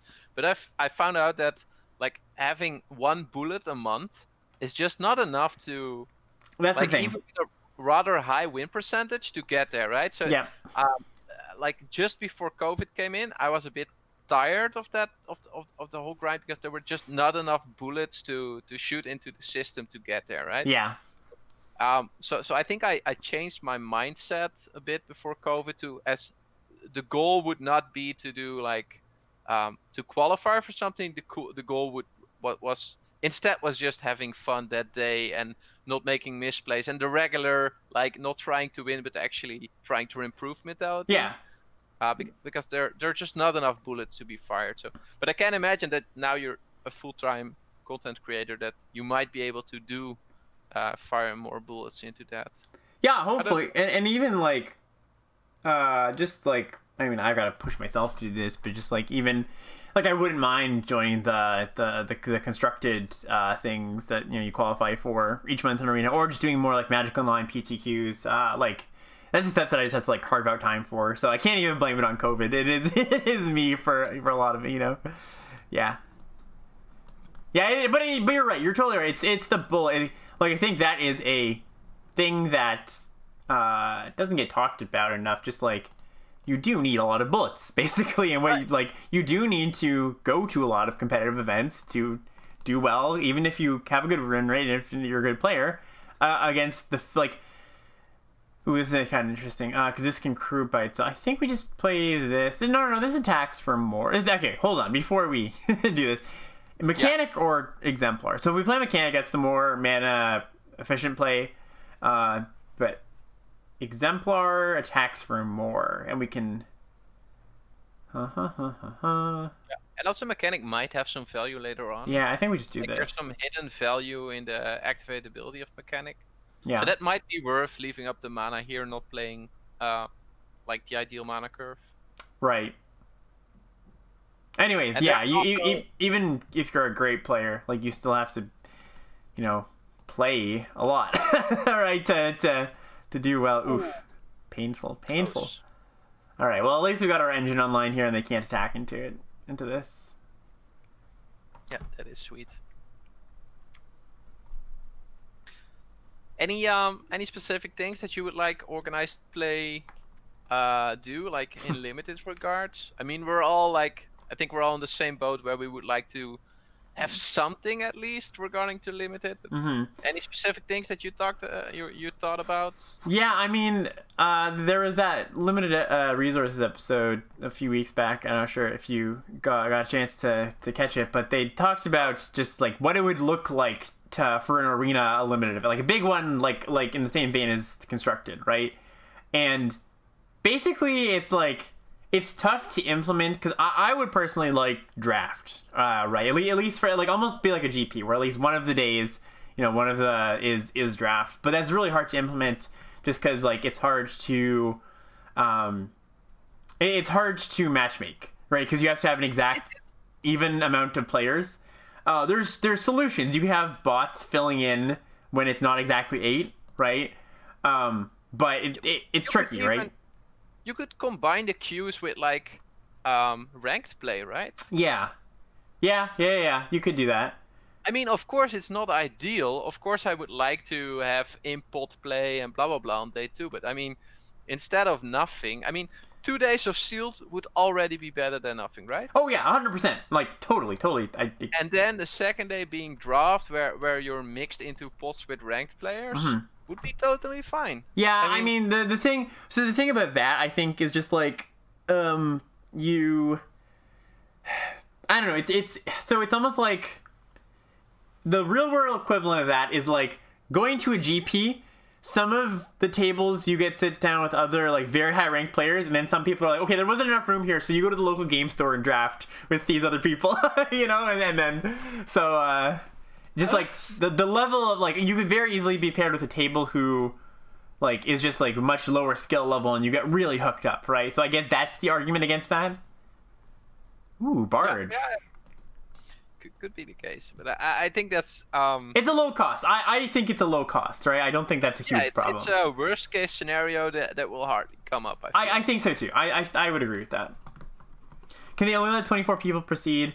Day 1 sealed, so automatically is an even number. Oh, that's interesting to apply. They only let people in multiples. That'd also be a little bit hard to implement just because, like, what's the cutoff, right? Like, usually in these normal arena events, it's like, get to 7 wins, but they can't just be like, oh, sorry, like, you're the 500th person, or, 501 first person, you can't do it. Yeah, and I don't think that the problem is it not being a multiple of 8. I think the problem is in the time span that you have to actually play out the event, right? I Mm-hmm. mean, there's 24 hours in day 2 basically, and it doesn't make sense for you and me to play our matches at the same time because simply Right. our time zones are too far Right. apart. Well, so So here's the thing. Clarm is saying I don't think that argument holds water if isn't pod play anyways. Like, it's not so much. I think it does because like if you get to day 2, let's say draft is on day 2, in a GP, you're expecting people at a GP to be as a certain level of skill, right? You're thinking these people are going to be quite good. The competition is going to be really good, right? And now maybe it doesn't matter in the grand scheme of things, right? But I do think it matters, right? I think the fact that you could be put in a pod of like, some pod where green is like wildly open. Like that's, the pods you get on Magic Arena sometimes where it's just like, oh, green was stupid open, nobody moved in for whatever reason. You're just much less likely to get that on day 2 of a GP, right? And so like how much that you actually care about that quote unquote changing your experience, I think there's an argument for it. I don't know if it actually does, but for some people it would matter is my thing. but like that advantage would be shared, right? Because basically Right. you start your day 2, you press play, and you're basically entered into the ranked play queues. Yeah. So then nobody has the hard table, right? Everybody has a similar like LGS table as you described it. I know, So I agree, and I think okay, I can buy that. Ooh, Chandra. If everybody gets put into the pods, yeah. But I thought at first maybe you were saying like, some people get put into the pods, and then like if there's not enough to put in the pod, you put into thing. Okay, yeah, I can buy that. I can 100% buy that. I think that would be very hard to implement. Yeah. I think just adding you to a rank queue would be, well, I can't say I'm not a programmer, but I don't program games.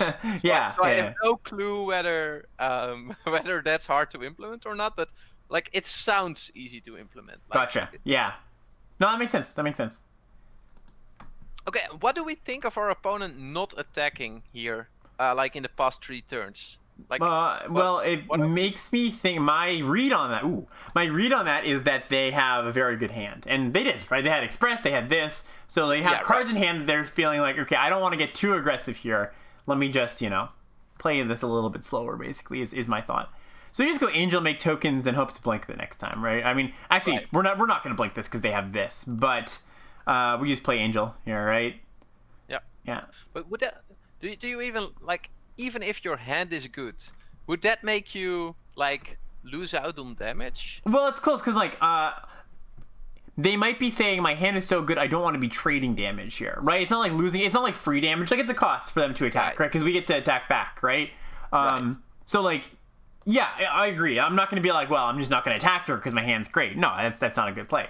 But I do think there's merit to being like, oh, okay, like I am less likely to attack here because I think I'm going to win the long game. I don't want to just get like randomly cheesed out by a good aggressive start. So we should attack with the Barge, yeah? That's the play, I think. We want to attack Barge, and we don't attack Garrison, but we should attack Barge because Barge at least trades with one of these. So let's go Crew here, Crew Angel, and Shoot. Yeah, or just Mechanic. No, because we want to trade Mechanic off with the Express, most likely. Yeah, we want to potentially, if we, if there's a chance we block, we would like to do that. Maybe I should have attacked with, or crewed with this. And this gets to, no, it doesn't. No, it doesn't, not yet. Unfortunate. Yeah, my bad. Yeah, let's try to get the Chandra off the board. Everybody in chat's argument is well I've day 2 to GP, so it doesn't matter. You can't vouch for the level of competition. Chat, you're being too harsh on yourself. Can't stick around for too long, but you crush LLU this week. And the Woo Smart shout out made me laugh. Oh, thanks, Pulu. I really appreciate that. Yeah. No, I really like my solo episodes. I'm always like, but what if they don't like me? This amazes me. This block? Why are we giving up the Express here? That's a good question, and that's a relevant question, 100%. Right? It's like why? Right? It's maybe they have a good reason. Maybe not. I don't know. Oh, they probably have a good reason. I mean, they're Mythic 361, so yeah. I'm assuming they have a good reason. I'm just like, I didn't expect this to happen. Why not Steel Top 128 or? Yeah, that's the thing. I guess the tricky part there, Zambits, is like, what does top 128 mean, right? Because usually the method they use is like, first if you get to 7 wins you qualify or whatever, get to X amount of wins. So like top whatever would mean tiebreakers, which I don't know if they're willing to implement. They probably will. They probably do. Okay, interesting. Okay, enthusiasts. And they probably have to not drain here, if I were to guess. Because if they drain, they can't activate this, and I'm pretty sure they want to get this off the board this turn. Maybe not. Maybe they're just saying, maybe they're just saying... Okay, no, they do.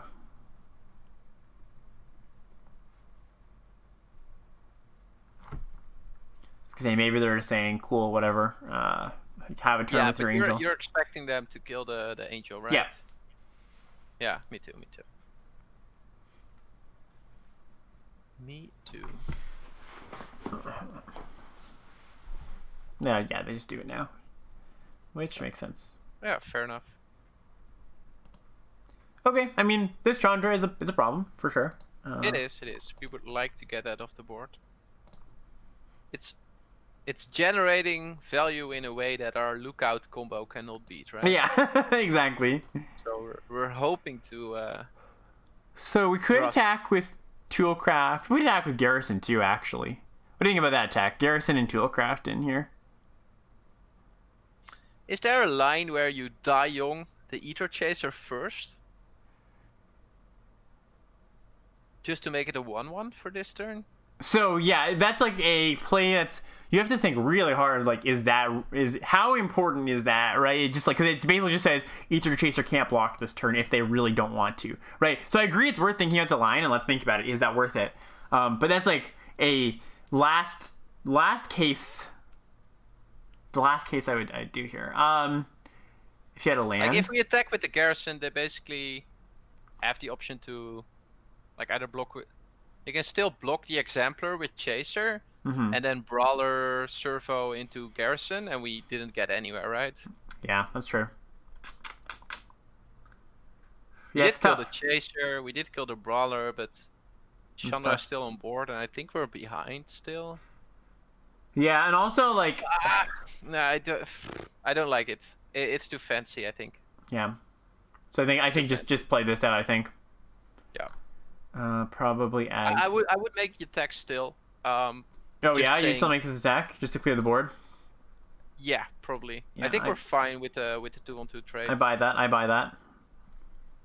I mean, we are behind, and we do have to get to that Chandra at some point in time.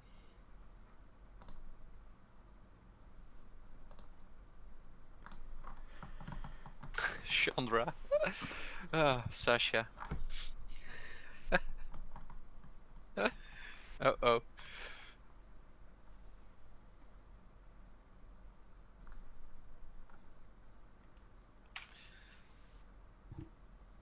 So now that you're a full-time streamer, Alex, how do you look back at that decision? Oh, I think it was just like one of the best decisions I've made. Basically, like it's been a blast. I think that it has been a lot of fun. It's been a lot of. I didn't realize this wasn't dying. That's a mistake. It's okay though. It's been a blast. People have been great, very supportive. Both like just more, people hanging out, which I really appreciate. People saying really nice things, which I really appreciate, of course. And it was just like, I'm much happier now than not that I wasn't happy before, but I'm very happy with my decision, basically. Cool. That's very good to hear. Oh, Fatty Chopper. Yeah, Fatty Chopper is one of the top people who said nice things and helped me out. So props to Dan. I don't usually give props to Dan, but props to Dan. Okay, they kill our Nightmare like out here. Thank you, Sasha. Sasha too. Sasha and Dan are my two biggest supporters, I think. Yeah, it's great to have those people behind you, right? It makes like these exciting steps easier, let's say. Whoa. Okay, so they didn't cast Welding Spark, so they have something really good to play here. Okay, not exactly what I was expecting, but no. It plays. Hopefully we draw land this turn so that so we can play the Angel and they can't just down tick Chandra without her dying still. Like that's kind of the nightmare situation here. Right. Yeah, we need to get the Angel on board. Yep. As a way of Oof. Okay. Well.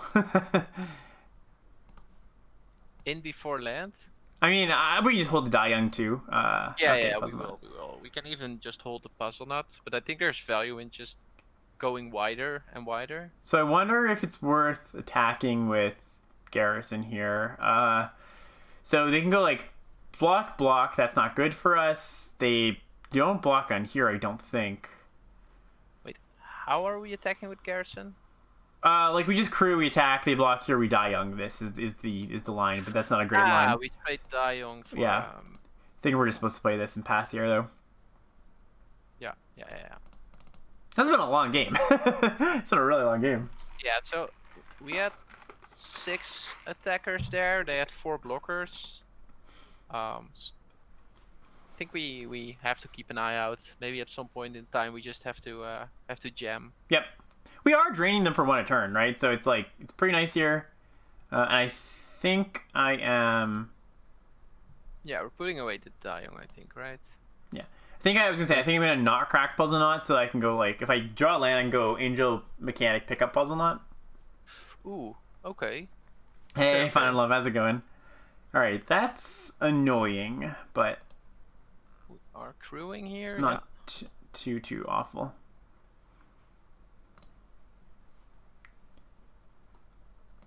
Do you miss being a teacher, Alex? Or Yeah, can't you I mean, say- well, I miss the kids. Let's put it that way. I definitely miss the kids. You know what I mean? Okay, now we just go wide a little bit more. I don't miss all the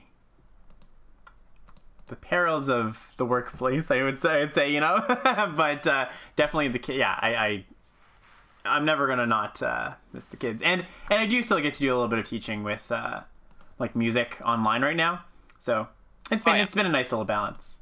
Oh, that's nice. I think we have to crack the puzzle nut here, Alex. At least think about it before we. I agree. Because we might want to attack into Chandra if we not draw land here.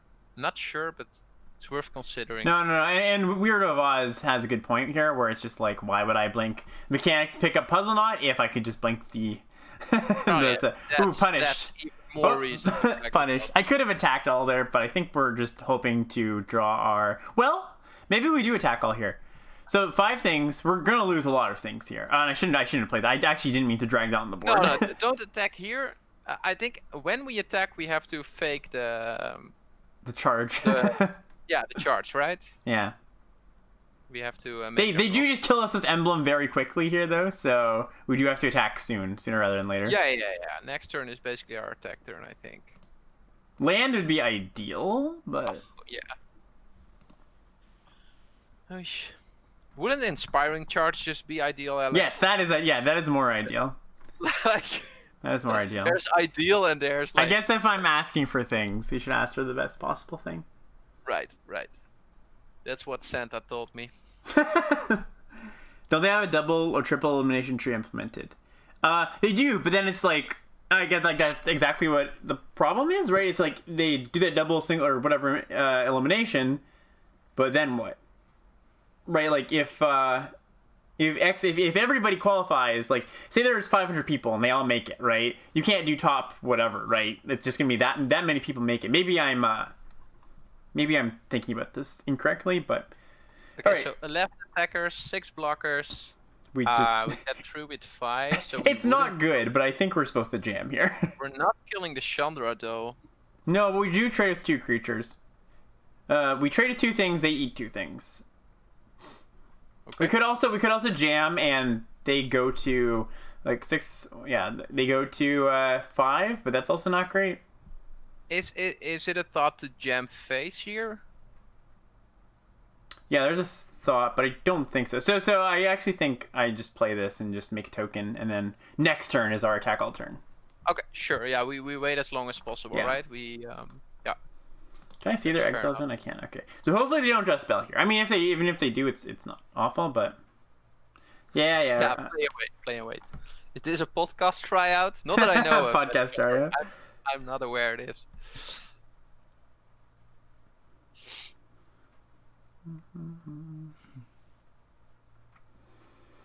Yeah, and then maybe charge comes, right. Oh, no. It's large.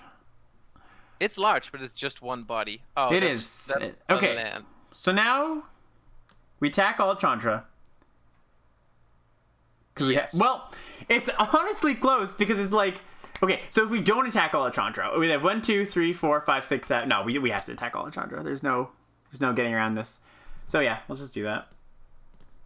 Is it though? So they have what? They have 1, 2, 3, 4, 5, 6, 7. 1. We have 13. So we're dealing 2, 3, at 4, least 5, 6, 7. damage to face, They're right? dealing 7, right? So they're gonna go to 4. So if we could really risk it and say play the angel, hope they don't draw land, or sorry, hope they do draw land, right? Right. I think that's the play. I think that's the best. You think the winning play here is just play the angel, hope they draw land after the ultimate? No, yeah, just attack all, play the angel, Okay, and let's do win it. next turn if Let's you don't do answer it. the Let's do angel, it. right? I'm down for that. Oh no! Wait! Does the Chandra kill angel? It could, does, yeah. right? That's the thing. But I think we like that because they're not ulting then. Well, so then where does that leave us? That leaves us with them at 4. And then we have some creatures. They'll play with Chandra, yeah. I think it's the. I think it's attack. I think it's attack all Chandra. Yeah. Oh, is it? I don't think so. You think it's attack all face? Yes, because we get the both of best worlds. Not only does opponent not ultimate Chandra, Mm-hmm. we also get our opponent lower. But then they just kill this with Chandra. They go Right. -3, and But then we they're have no not board. ulting, right? But then we have no board, right? Do we? They're gonna eat a lot of things here. Yeah, they are. They're eating like 4 things or something. Okay. Oh wait. Okay. Oh what? Oh no. I What didn't know. happened? You attacked face. I attacked face. Oh no. You took my line. I took your line. Yeah. That's So so I think good. the play there is team at Chandra, but oh well. At least we came up with the right play, right? I'm still not sure this is not the right play. Well, the problem is they just down tick next turn, right? Like, yeah, they don't ultimate, but then our board is just nothing. But our board would be nothing either way. But then we have the angel. The difference is we have angel, and like if we don't kill Chandra, we don't have angel. Right. You're right. That's you're the right, difference. You're right. Yeah. Okay. I got there. I mean, we already Yeah. made the play. I think I got there. Yeah, we got there slowly. Ooh, I like this. Opponent is not really playing around charge. I don't think they can, right? That's like No, they can't really, but it's just like. So what are we dealing here? We're dealing 7. We're getting close though. yeah, we are. But close might not be close enough. Yeah, I think that's probably the case. Mm-hmm. What are we killing here? We're killing 2 things. Yeah, we. The answer is nothing important, weirdo. Is probably the answer.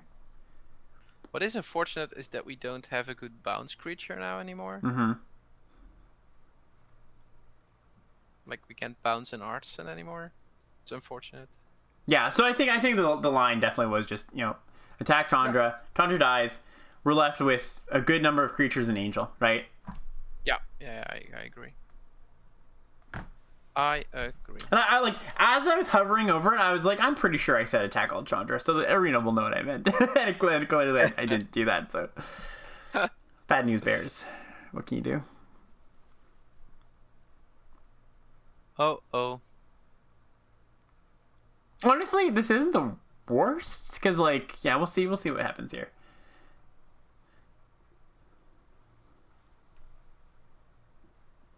Yeah, so down to 3. Opponent down tick Chandra. Yeah, the opponent has to probably, right? Mechanic.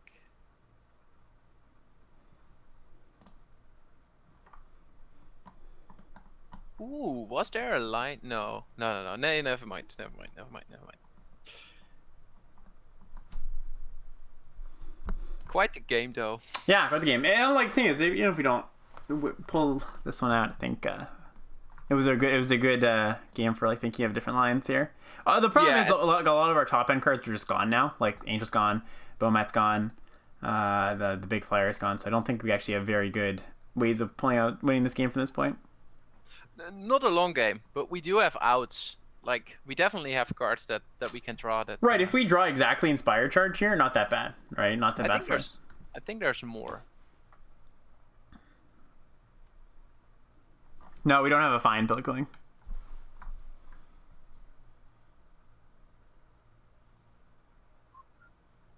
We have it on the board. Okay, so the board is as stated. Yeah, they so probably get in. No, they probably don't get in for an attack here because one removal spell, they die. Right.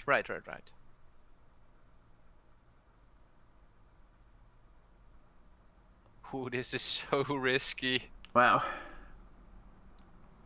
They have to. They might just have to. Yeah, I think so too. Well, they have Chandra in play. I don't think they're that forced to attack here.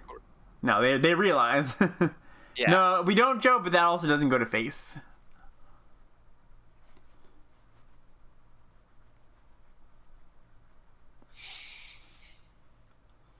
Yeah, they're thinking. Yeah, so we need charge. Charge is like the one out, basically. Skywhaler Shot is also an out. Impeccable timing. That's a card. So we attack all. Ooh, this is pretty interesting. So we attack all. We're going to lose. We're going to deal them 1 point. They go to 2. We lose all of our creatures, and they lose 1. So that's not a good attack. So we just pass here, right? There's no way we... Right. They go block here, block here, block here, block here. We kill, like, this. Yeah, no. But yeah, we need charge. That's what it comes down to. Yeah, we would like charge, definitely.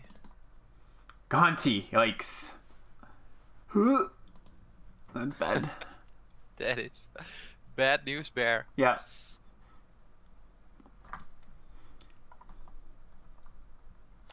What time does it get dark over there in your country? Here in the Netherlands, I think around 4 in the afternoon currently. Yeah. Yeah. So like what time is like complete blackout? Like 4? Complete blackout is like at 6 or something. 6, yeah. It's 6 pretty. in the afternoon. It's pretty sad. I got my Christmas decoration set to start at 4. Oh yeah, that makes it so much better. I tried to find this line between still having it Christmassy and not like a carnival thing. Yeah, not a carnival. I think I found it, but it's funny. It's the first time I actually put up some Christmas decorations outside, but I was like, well, I got a house now, so I might just as well. Nice. Yeah, I've actually noticed in my area, people are... Ooh, that's not bad too. People, there's just like way more lights this year. I feel like people are more like, well, I guess if I'm going to be at home, I might as well make it look nice, might you know? Well decorate it, right? Yeah. I'm like decorating my stream. There's also... Oh yeah, you could have this Christmas layout. This overlay. Yeah, I'm all about that. I knew you were. You don't like simple layouts, right, Alex? You like them flashy and shiny. Yes. Should we scoop here or should I guess not? We still have Inspired Charge to draw too. But I'm ready for another draft. Like 7. Yeah. There are 4, 5, 6, 7, 5, 6, 7. Ooh, if they attack with 2 creatures here, they're still an out, and I wouldn't scoop probably. The thing is, though, this drains us, which is pretty bad, and they're gonna make a token, so. We can trade though. We can impeccable timing the chaser and trade our 2/2 for the 2/3. Yep, I think that's what we have to do here.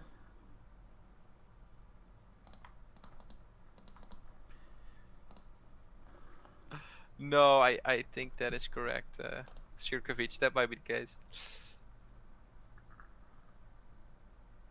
I have Fatty Chopper, both No, never mind. I was gonna say both on Magic Online and on Arena, but that's not true. I have not done. Okay. I think we're done here.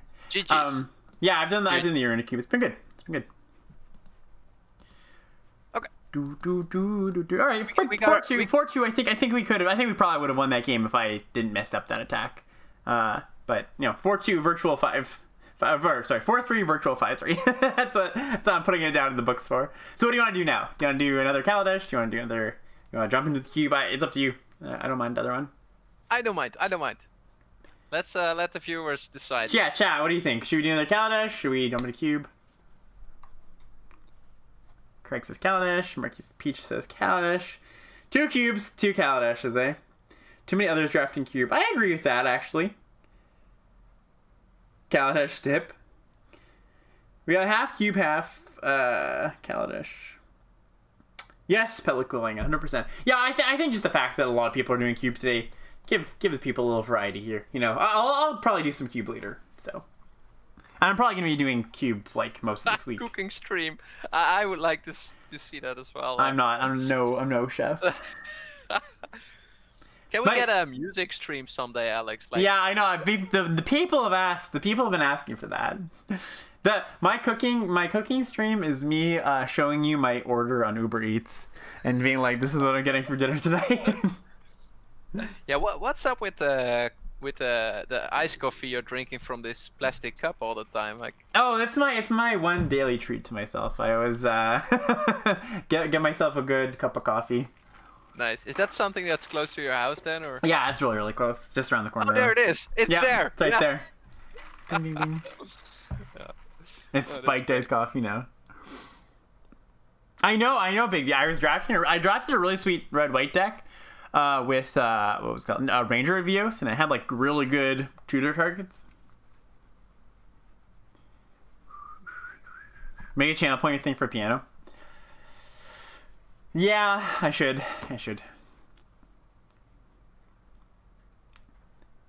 Okay, there we go. Oh, look.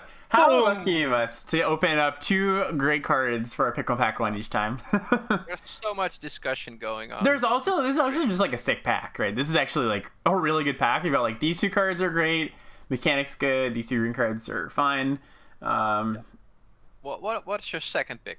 Is it the rest? I would take Responder over Arrest. I think they're like comparable cards, but my mantra is generally just threats over answers, right? Like good threats are harder to come by, good answers, I mean, they're hard to come by too, but I think like a premium threat like this outweighs a premium removal spell like that in my books. And I don't even think this is that premium. It's good.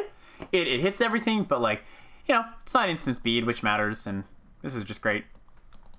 So the double white there and the fact that the card has hardly any synergy with the rest of the set does not hold you back there? The double white a little bit, but often my white decks are pretty heavy white. And like it kind of does have synergy in the fact that like it's good with goggles, it's good with the going wide, getting in some chip damage, and if you're inspired charging or eagling. So like on the card written, it doesn't have any synergy, but in the cards that actually you put in your white decks, I think it does have synergy.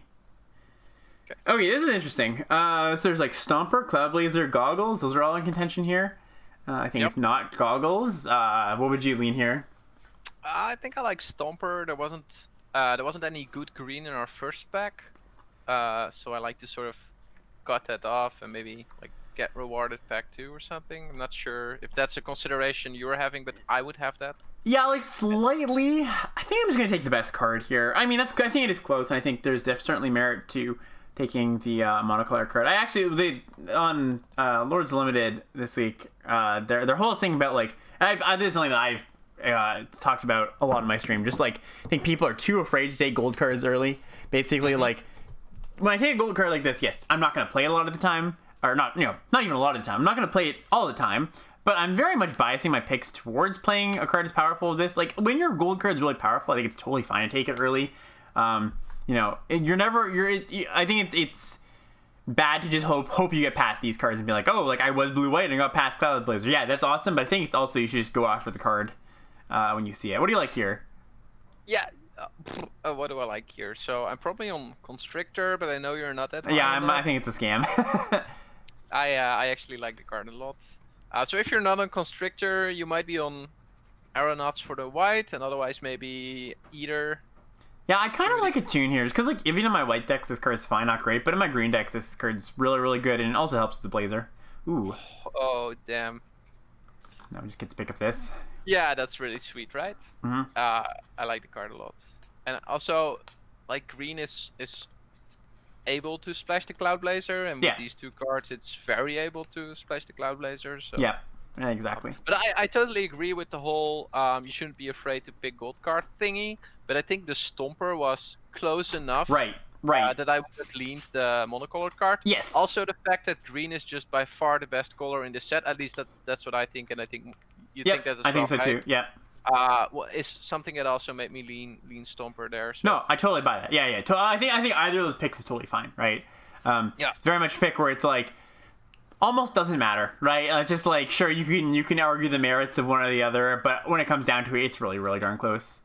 Yeah, I think it's between Module and Seed Sculptor for me here. Yeah, I think Module is fine. I think I just really like this is such a solid 2-drop. I think this card's a little bit not underrated. People like this card, but like I think it's hard to see just how good this card is. Like you look at the card, you're like, yes, it's a 1/2, but the counter on it can be 2/3. But like the amount of cards it bricks on turn 2 is really impactful. The if you're the beatdown, this often gets in. Just the modular ability of being able to put it on like different places. I think this card is undervalued in the fact that like it does more than what's written on the card. Like in the game state, it does a lot basically. And I think the Decoction module is good, and obviously with Blazer it's nice too. But just like if I can lock up a 2-drop, I'm gonna lock up a 2-drop.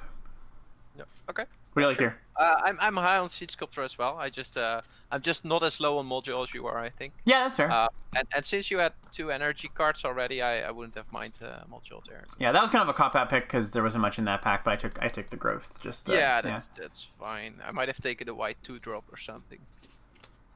Which is better pick on pack 1 a Tuna Chaser Magic Kirk. I think it's kind of close, but I would take Chaser. Okay. Okay, so make your pick, but I would also like to hear your thought on Turtle, because I kind of like that card and I see it wheel a lot. Yeah, I think it's a fine. I think the card is fine too.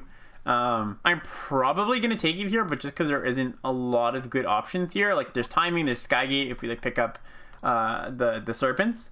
I think this card is fine, right? I think it's like a fine early creature if you need an early creature in your energy decks. Not a priority, and I can understand it wheeling, but it's also a card that like I will be happy with in my deck, Yeah, the moment it becomes a 1/4, and I basically always make it a 1/4 because like you play it on turn 1 and then you attack on turn 2. There's no way it dies there, and then from that point on, it's just a great blocker. It has a 1/1 counter on it, which has value, right? There's certain cards. There's cards that care about that.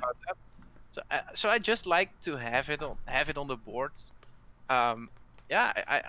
I'm actually pretty high on the card. I remember being way too high on it when I first started playing. Oh yeah. Yeah. I think the big butt. I'm a butt guy, and I think that the turtle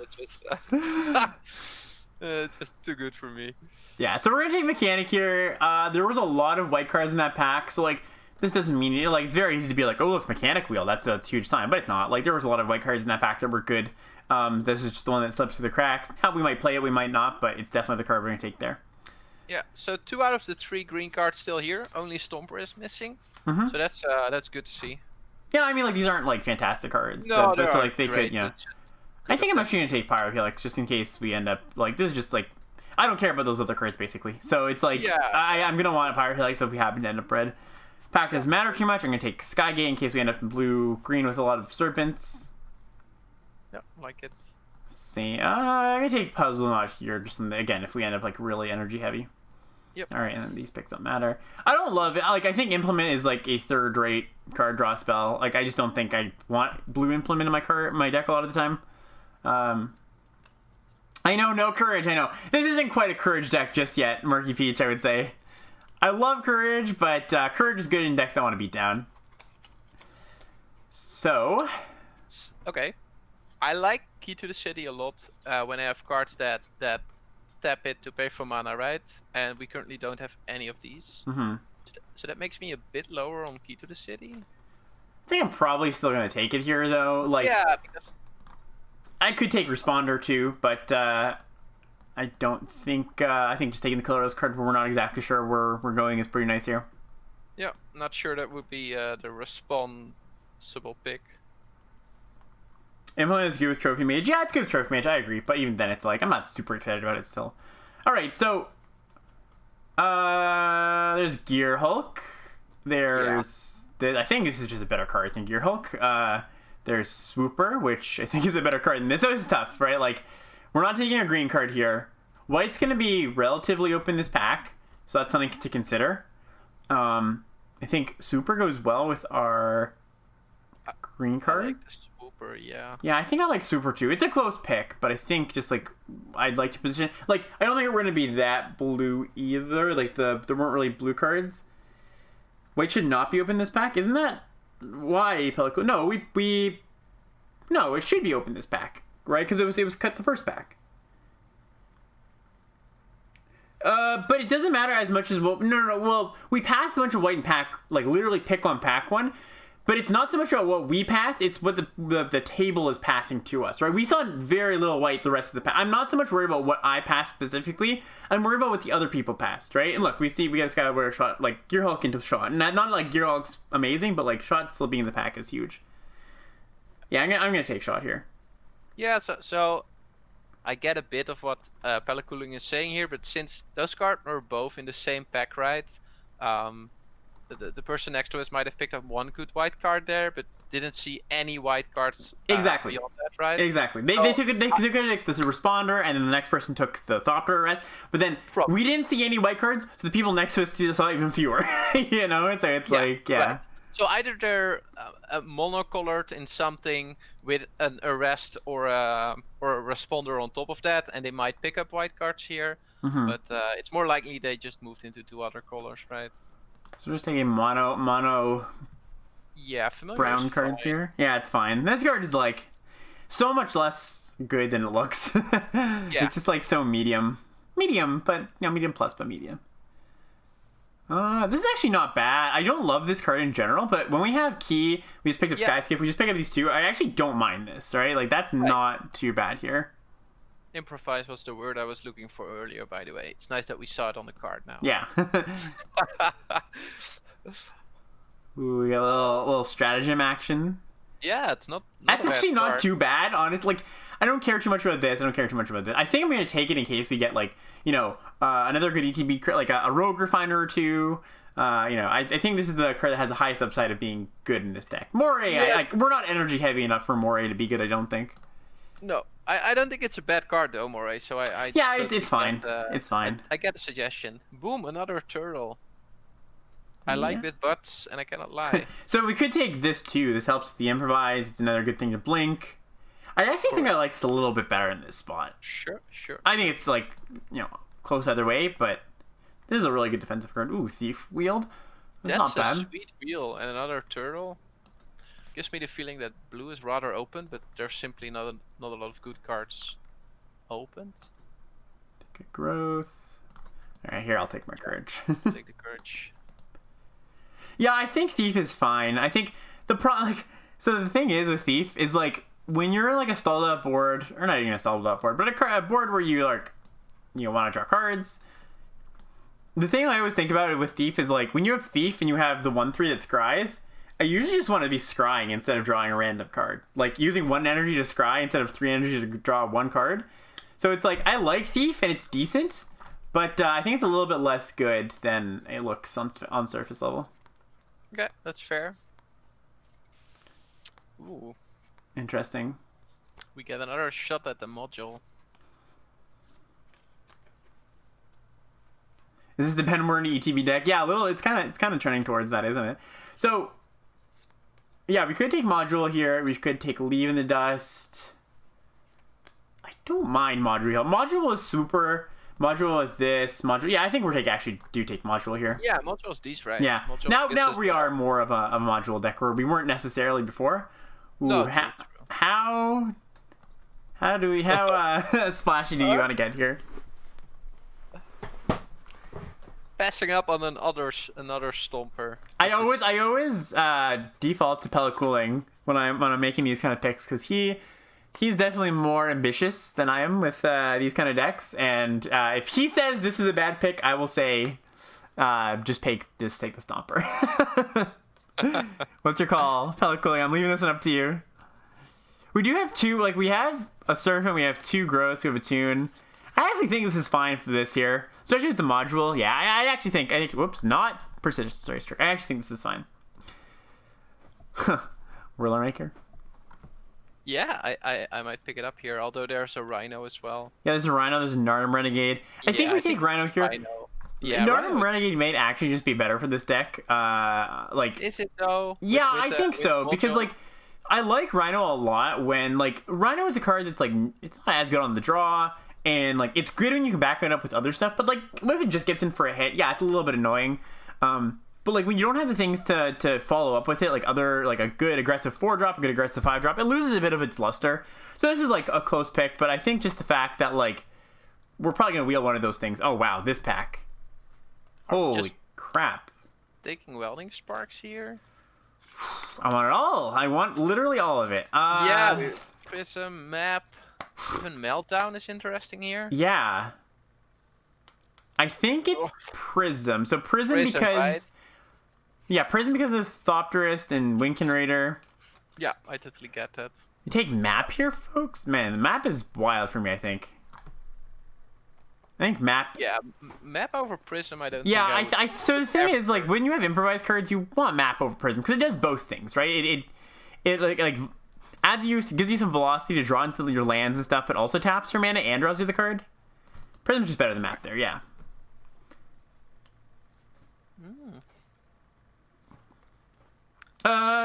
Yeah, that's true, Zenbits, but I think that's fine here. It's a cost. Just your Ether Hub, right? Yeah, Ether Hub. True, I don't actually have a Discord link on my Discord thing. Joe, you can fix that. You can be the hero we deserve. True, Map has Revolt on it, but like nothing we have has Revolt, right? Like maybe one card that I'm forgetting about. Another Whirler Maker though. Another Whirler Maker. All right, I'll take it here. You know, I do like P-Foul, and like maybe we just have enough value. Nah, I can buy a Whirler Maker. I'm not in love with it, but I can buy it. Nice, that's a nice pickup. Sweet, that's a really nice pickup. Okay, the rest of this pack doesn't matter too much. That a lot. I think this was basically our draft. We didn't pass a lot of things that we would like here. Okay. So currently you have 27 cards, out of which one is in a tune, one is an Ether Hub, so we need to make like 2 cuts. Yeah, and we're like... Wild growths are just the cuts here. Yeah, maybe. Growth, at least one growth for sure. Like, we have what, 1, 2, 3, 4 color 4, 5 color sources. Yeah, maybe cut the Mechanic. Oh, Tidy Conclusion. Yeah, that's true, Pelicoling. I completely forgot about that card. That was an important card. Yeah. Wow. Okay. So I actually think we are a little bit low on ways to close out the game, but I think the 2 Swoopers and the Thopterist Cloudblazer plus Decoction Module, I think we can cut the Whirler Maker. Yeah. Tidy Conclusion is 5 mana, kill a creature. You gain a life for each artifact you control. Instant, yeah. That was a key role player. So let's see. Our Arena wants our mana base to be very bad. I actually think I am playing Growth here. If we're playing all of our cards, so we just play it like that. For me, we have 14 lands though. Yeah, we have to add. Oh, true. We have to add some lands. So we make that 15. Add a green most likely then. Yeah, we want at least, so 7, 8, 9, 10, 15. We want one more land in this deck too. How good is Stratagem? Exile up to 2 target creatures you control. Return those cards. Probably a little cute. Probably is it more cute than Mechanic though? Like if we're playing Mechanic anyway for its enter the battlefield effect, don't we just rather play the 4 mana card? Well, I think it's similar, but it's a body and it costs 2, right? Because the Mechanic it does cost 2, but it's very unlikely that we're going to play it on turn 2, right? So we're Yeah, basically but we can double spell with it. Like that matters too, right? So That is correct. I can buy this. I can buy this. Yeah. I buy that trade anyways. Okay, cool. So this is our Okay, thing? so I argue against this, but then I buy it anyway. Okay. We might not. We want to. Maybe we don't want turtle. And we want Boilermaker instead because we're not actually making a ton of energy here. How much energy are we making? Like conduit, turtle, two Like- swoopers, the thief. We have one repeatable energy source, which is the decoction module. Yeah, Whoops. we're not making a lot of energy. I agree. What did I just do? Oh, shot. But it might be just enough. Yeah, it might just be enough. Okay, let's run this. Yeah, I like it. I like it a lot. It's a splash stratagem. It's not a splash. No, it's not splash. Well, we're base blue, right? We're base green blue. I'll make myself a coffee because this one won't have early kills. I know, yeah. This is true. This is true.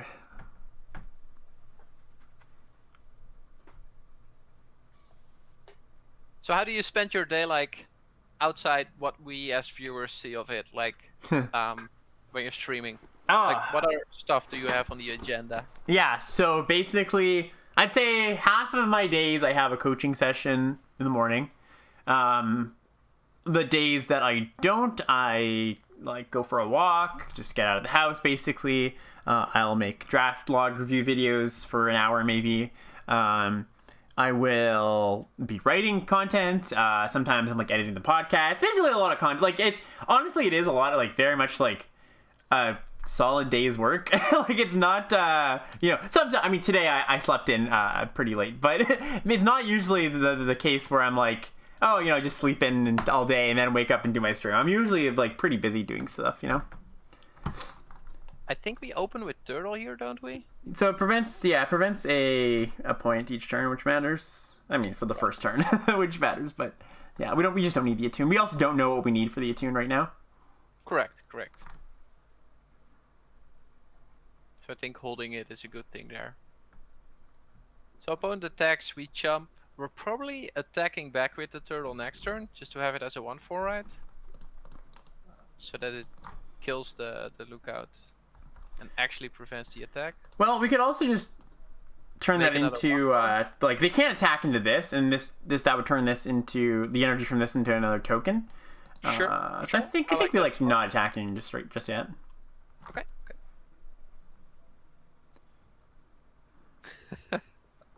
You forgot to mention the one time per day you respond to my Discord message. Yeah, I have that penciled in. You had time saying, have you had trouble staying self-motivated since switching to yes and no. There's certainly days where it's like okay, I just I don't want to do anything, and I'm like, oh, I don't have to because I'm lucky to have that choice basically. But there's also days where it's just like most days I would say I'm very excited to be doing what I'm doing, you know what I mean? Okay, so I think we just go not attune yet, do this, and then we go, I don't know, what do we even do after that? Yeah, opponent kind of ruined our day. Yeah, I here, know, Alex. exactly. I mean, the lookout into the harvester is basically the worst thing that could happen to us. Yeah. It's on the list of worst things that could happen to us in turn 3. Hopefully we draw our what's it called? Our shot, Skyrider shot. Yeah. We immediately need an out here, which is quite a bad position to be in, I think. Okay, that's fine. I don't care too much about that. Yeah, we can at least block that. But yeah, so this is a tough one. Yeah, I also my chat just blanked out. So anything before Clara masking or Joe saying you forgot my mention my 1 time per day Discord thing. If anybody said anything important, I don't know if they did, but if they did, I didn't see it. So feel free to re-ask or re-comment. Why didn't we attune? Not sure. Yeah, not sure what color we want. We have a double splash in this deck, so. Yeah, both red and white. No, we're not sure. Okay, never mind. Thank you, Joe. Thank you for crushing my dreams, Joe. All right, so I think the play now is, so We can attack with Skiff. That doesn't do anything. No, we can put a seed 1/1 on Swooper. Start making the 1/1s. Yeah, the 1/1s don't do a ton right now, unfortunately. Like, they're just not contributing to this board. So we could crew. If we're gonna put a token on something, the thing is we can crew this, put a thing in the next turn stratagem to blink this, get more energy, and blink this. I think I like that play because at least it blocks this, right? So I think we go like. But then we don't have a blocker for the 2/2. Oh, yeah, we do. Yeah, we do. Okay.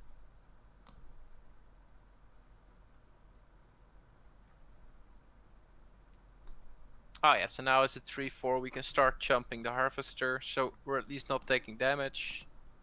I like that. Yeah. Yep, I like it. Like it a lot. Hey, Gar, how's it going? We're making the best out of a kind of sad situation here. Yeah, basically.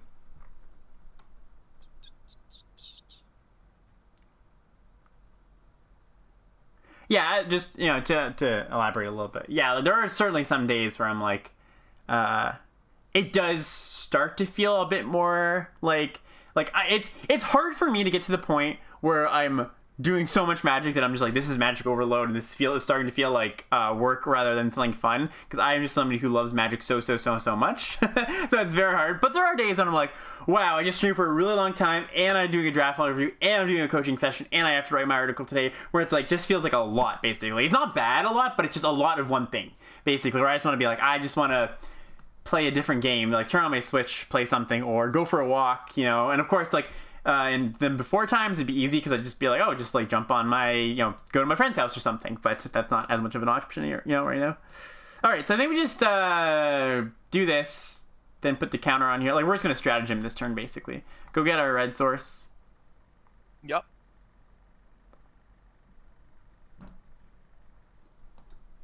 Luckily, you have a hobby to lean on. Yeah. Yeah. Well, honestly, no. That is honestly, I think one of the more underrated things that sometimes as Magic players take for granted is that there's a lot of people who just don't have what they would call a hobby, right? Like it's very much like in COVID times, things are very boring, right? So like the fact that we have Magic, something that's just like always updating, something that's like a lot of people you can like get in contact with and talk about, like that's great, right? That I think is a big help just to our mental health, basically. Mm-hmm. Yeah, I'm not sure where Sirkovic was pointing towards it, but you also have your music, right? So if like sometimes people make they turn their hobby into work, like you did basically, but then they forget to take another hobby on. Yeah, for sure. They sort of drown in the fact that suddenly their hobby turns into work and they don't have anything that they consider like free time. Yeah, 100%. And I think it's important to have at least something besides streaming or doing Magic in general. But I think you got that figured out. Ooh, that's a decent draw. Yeah, would have liked to stratagem that, but what can you do? Ooh, this is interesting.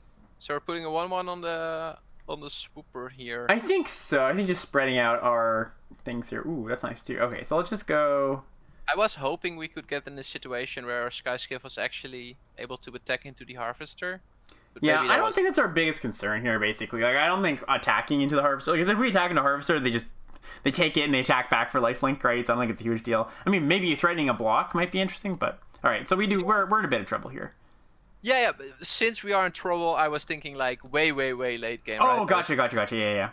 I was like, how are we ever going to win this game?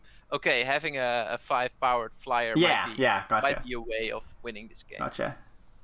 Well, they don't have too much Magic. Why do you recommend streaming on Sundays since there isn't really anyone streaming limited?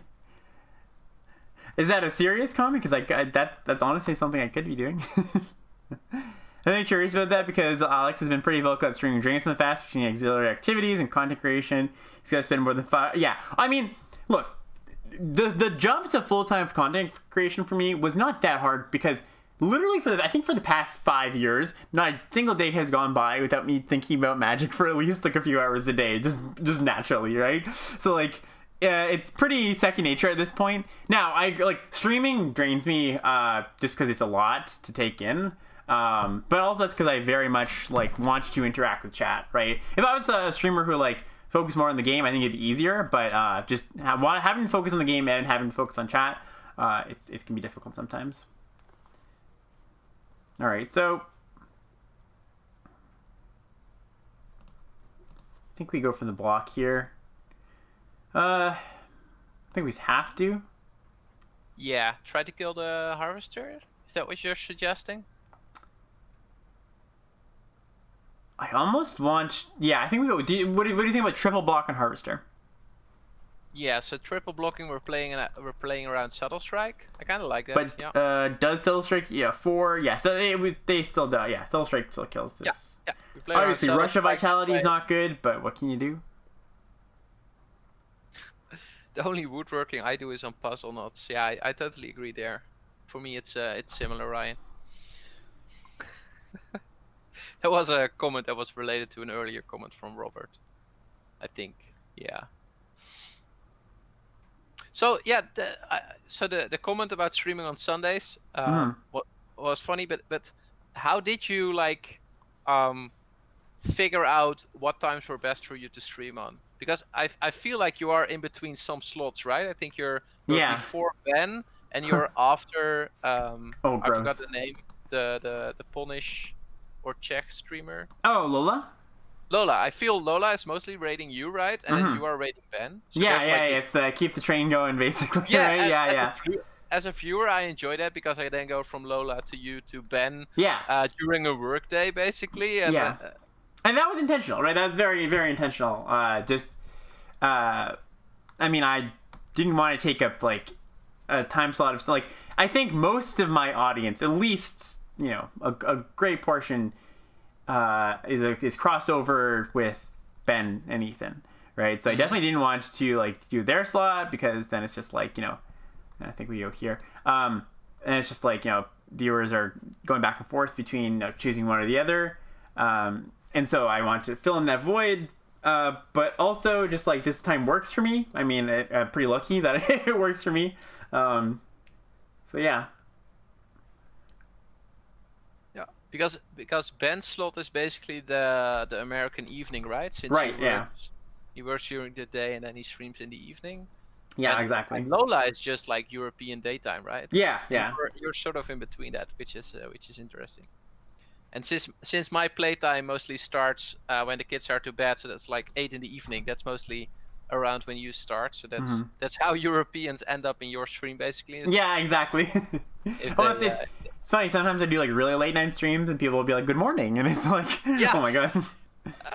We had it once as well, right? That I greeted you in Discord and your day was basically ending and my work day was and okay, so we're basically dead here. I mean, we can jump here, hope to draw our Thopter arrest, or sorry, our Skywhaler shots, but we're not in a good spot.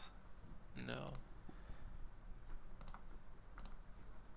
Ethan's trail. Well, that's just rare for Ethan. I mean, Ethan usually gets off around 3, but since it's cube, I guess he wanted to play the cube a bit more. Yeah.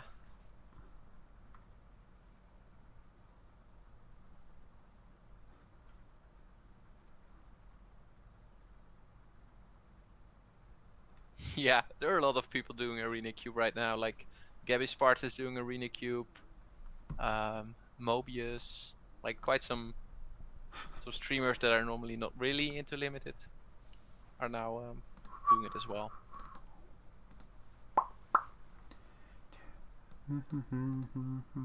Who's this amazing European character anyway? Sounds like an intelligent human being. That's you. All right. Are they referring to me? I think so. People do call me intelligent, but they don't call me amazing. It's the opposite for me. Oh, well, that were a nice fit, right? Yeah, exactly.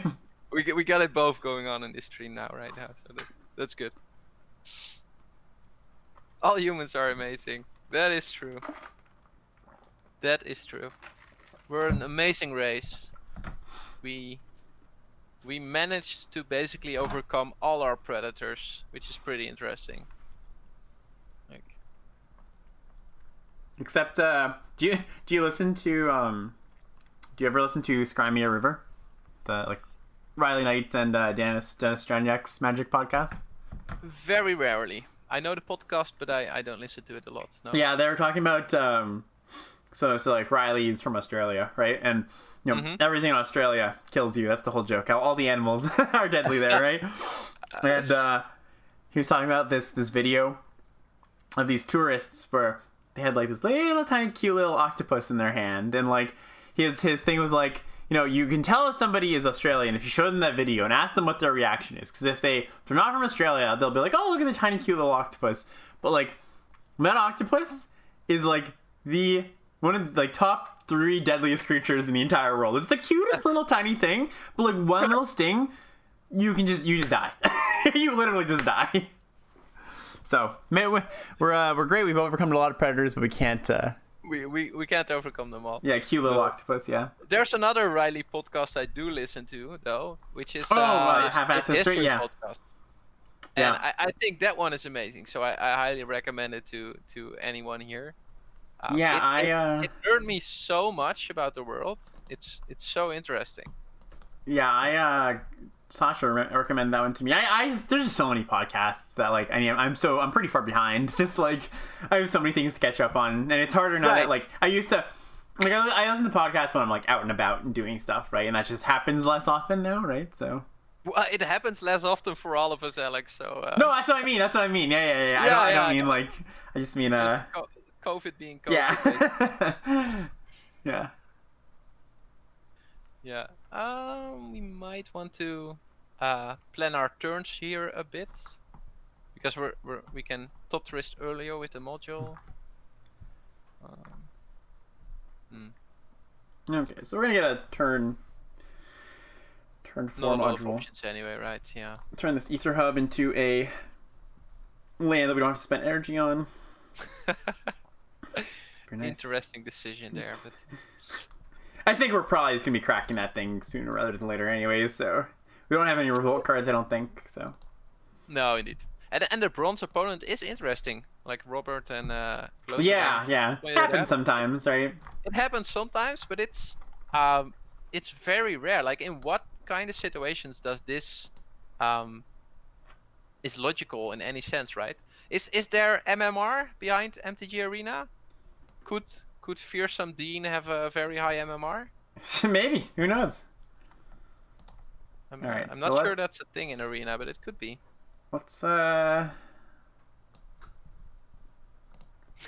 do this. I actually should have played the island there and then just yeah, they must have an insane win rate, Circumfeature. I think so as well. And I'm not even sure whether insane win rate in Constructed would like incentivize this sort of matchmaking. I'm not fully aware of how that works. Ooh, there we go. 2 energy. For all of our energy sinks in our deck. Alright, so we're probably just going to take a hit off this Thriving Rhino. I don't really think I want to double block just yet. Oh, well, maybe I will if they attack now. Okay, well, now I will. Now I'll double block. Yep. This is the classic why you play your spells beforehand. Or after, not before. Mm-hmm. Yeah, because I mean, it actually is kind of a decision, right? Because with Decoction module on the field, I think actually what that means, I'm going to crack this now, see what we get. Might change our decision. Servant of the Conduit. Okay. So what would the double block be? Top Tourist Seed Sculptor, right? It could just be all 3 of these. We get it's probably just this actually, right? Or triple block here. Like, what blows this out? Nothing. They can't really. There's nothing they can cast that pulls this out. So why would we do this then instead of the top trace? Do we want to keep the top? Oh yeah, we want to bounce the top. Because the Decoction module. Yeah, that's your late game plan. Okay, fair enough. Yeah, I totally see that. Yep.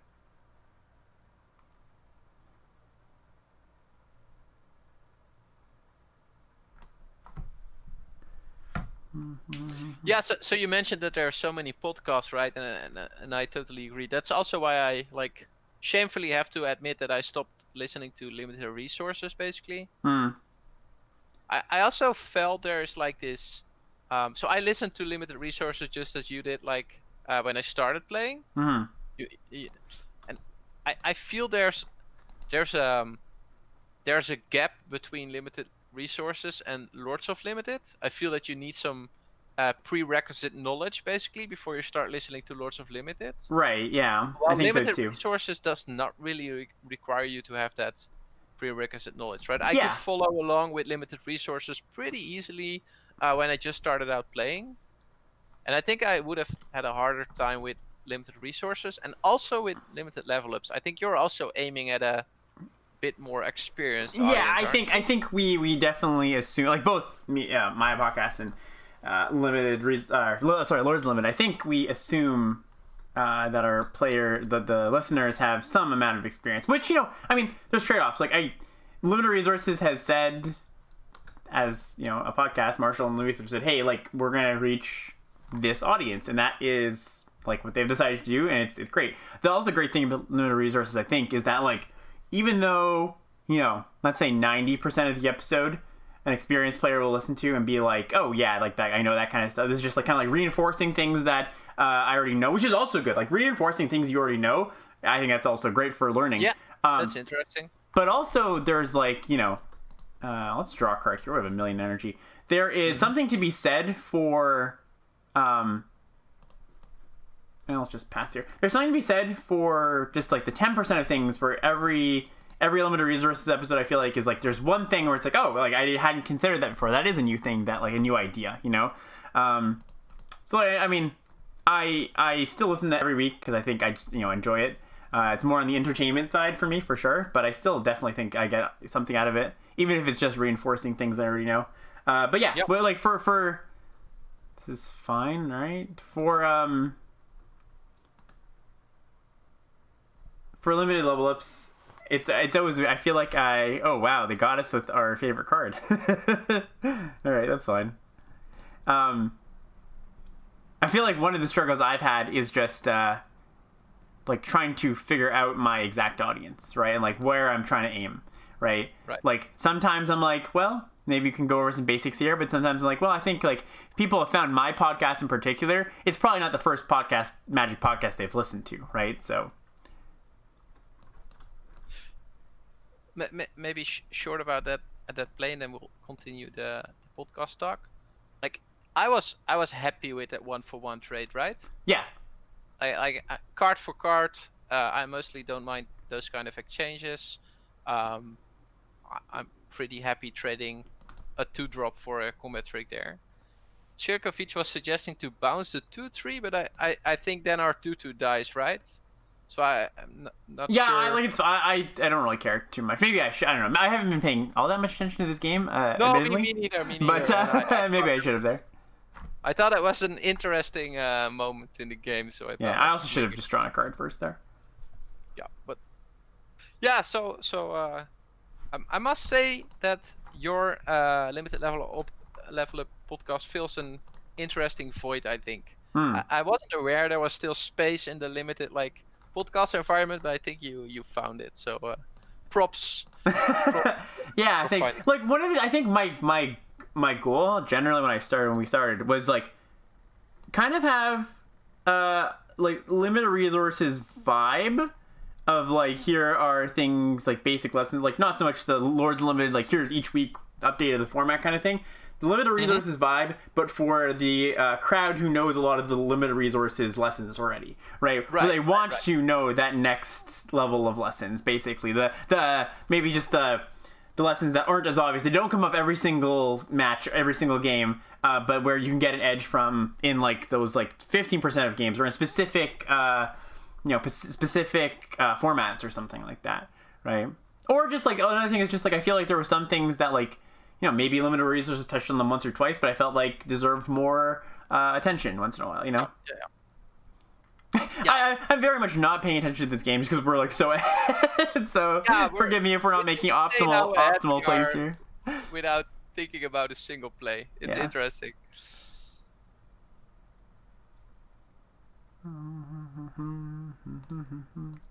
I think Ben and Ethan have been killing it recently with first the synergy Shouldn't have episode, which was just Yeah. insane, I think. And then recently the rewards versus the reasons episode was also so good. I liked it a lot. Yeah, me too. I think. Yeah, I mean, it was just I think both of them were just fantastic. Yeah. It put like a lot of the things that I work on just in general. Oh, this is a perfectly planned out turn. This is a great turn. Well, like, and my content is just like putting things into words, right? Like putting the concepts that I think about into words, and I think they did such a fantastic job of doing that, right? Yeah, totally agree. Okay, so as opponent, I would probably be slamming with a tiger here. Not even sure though. Maybe they've just given up all hope. Who knows? Yeah, probably. Just trying to figure out if they're. Yeah. Yeah, they're a turret gamer. Yeah, that was unfortunate for opponent. All right. Well. Okay, let's try to focus a bit more on the next game. That's why we had a lot of podcast talk there. Okay. Let's try.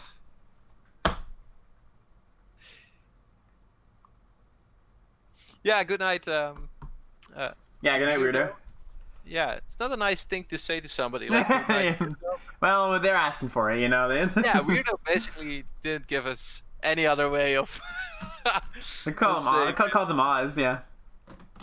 Focusing a bit more won't be hard. Oh yeah. Yeah, but the bar for let's focus a bit more is not very high here. We didn't put it very high, the bar. Beating up on kids on stream, yeah, that was shameful. Okay. Yeah, that was a strange game. I mean, I think there were quite a lot of decision points, but you basically just made them throughout. Yeah, sorry, yeah, I'm just like, let's just do this. Let's just shoot this. Let's just bounce this. Let's just replay this. Okay, we won. Okay, that's good.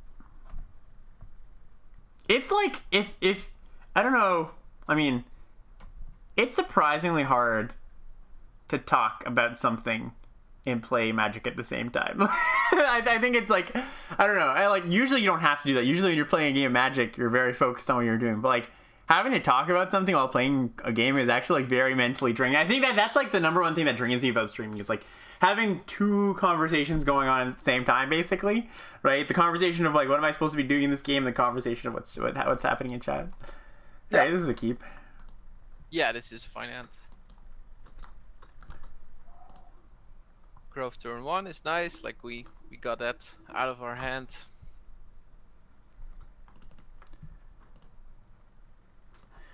Okay, it's just old swoops here. Yeah, swoopsy doopsy, get in. Start like if our next draw is not a land, we're probably sacking the Unbridled Grove, right? Yeah, I think so. Yeah, trying to play lands on curve. It's a land, so we are keeping it. Yeah, we can just keep it. And this is kind of interesting. I think I'm just gonna play Rhino here instead of. We are right. How is this interesting? Well, the idea is just like the module down, so you can get the engine of module plus this going. Yeah. But yeah, no, I don't think. Rhino, yeah. I think there's a lot of value in getting Rhino. Yeah, just curving out is really important. And also the opportunity to double spell next turn is just interesting.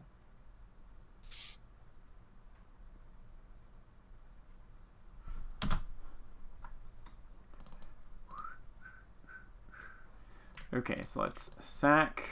See if we draw a land. Draw a tune. Close enough. Are we? Ooh, okay. Oh yeah, sorry. Was there something you wanted to do instead? No, is there any consideration in playing Prism and see if we get the land that way, and then play out another 2-drop? And then cracking the growth if we don't hit land after that. Yeah, we could have done that. We could have done that for sure. It's like I guess the thing is like either way we're priced into cracking. If we don't hit land there off the Prism, we're gonna be cracking Prism cracking growth anyways. But maybe that's the right play. Right. All right, let's. So I think it's counter on Swooper here. I think so too. Yeah, they're gonna have a pretty tough time coming back from this. I think. Yeah, we're getting it for 5.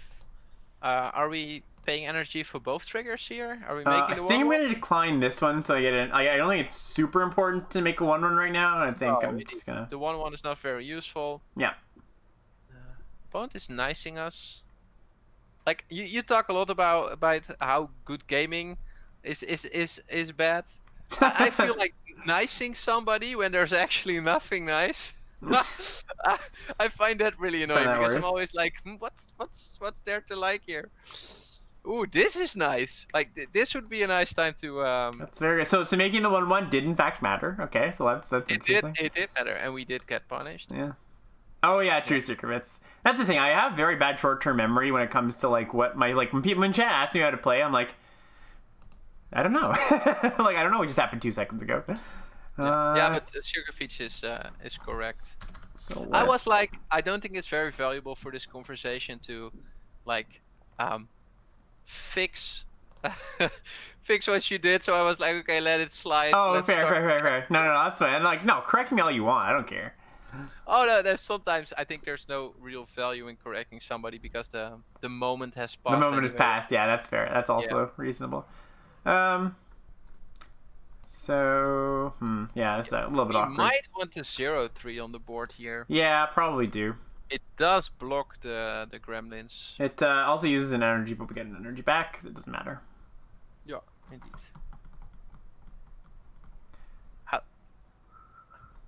Uh-oh. That's bad. Well, at least we can block. A little number there. It is bad. So we do this, and we go here. We take 5. Is that... Oops. No. Wait. Hold on. Are we not trying to leave the 0-3 alive? Yeah, probably worth doing We can that. just take 9 here, right? Can we? 4, 5, 6, 7, 8, 9. We go to 3. Yes, but then we have to... The eagle We have to jump the eagle next turn, though. Yeah, not great. Not great. That was a nice follow-up. Yeah, okay. We died quicker here than... I think we do that. Yeah, that's... the SRAM's expertise into Renegade into this is pretty brutal. That was insane, right? Yeah. Okay, so we didn't draw anything we needed, so we go... Let's try to get out of this. Actually, we're not making it energy, so... Might as well do this. Doesn't actually matter too much. We draw Seed Sculptor, we have a chance. Oh, Artisan's actually a really good draw. That's sweet, yeah. So we make a 1/4 here. Yeah, 1/4, block the eagle that way. Leave the rhino behind, I think. You have to like just not attack is the thing, right? We could. So what if we attack with the 2/3? Oh no! Wait, we're just dead. We're actually not just dead. We have to leave back the swooper, right? So we have to attack with this because this makes something not block, right? So one of our flying or breach creatures has to block. So they're gonna go like attack. We block with one of these. It doesn't actually matter too much. And then we go block. So I'm actually supposed to make a token out of this, right? Out of this. So I think I'm supposed to attack with Rhino. I'm supposed to attack. I think my line is attack with Rhino. Hope they take it, and then use Key to win. Does that seem reasonable? Yeah. And are we making it a 1/4 or a 0-3? 0-3 because we have to chump anyways, right? Or I guess not necessarily because they'll just make this. No, not necessarily. They'll just make this not be able to block. Or sorry, this not be able to block. We have to. Well, it's up to them if we chump or not. Okay, let's attack. Let's attack. Let's attack.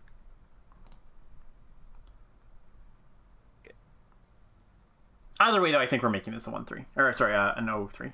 Okay, they chump, unfortunately. So it doesn't really change anything. We still need to draw into something, basically, to get rid of this eagle. So we still make a...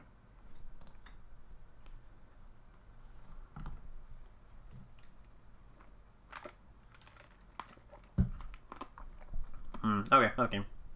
Yeah, that's game, right? They tap the wheelsmith. Eagle kills us. Close game. How are you doing on time here? What do you have a timeline where you have to be like, I gotta go to bed now? It depends a bit. So it's 12 o'clock here now. I sort of told myself like, okay, I can do 9 to 12. That's a nice stretch. but it depends a bit on how long you are planning to stream for. Yeah, I wasn't planning to stream forever. Maybe, but if we just maybe finish up this league here, maybe that's Sure. reasonable. All right, so this is a close to not keep hand, but we have a lot of 5-color sources, and we have colorless cards to cast. So Okay. that's why. Sorry, I should have waited on that. To No, talk to it's fine. So this is great, draw. We go swoopy here.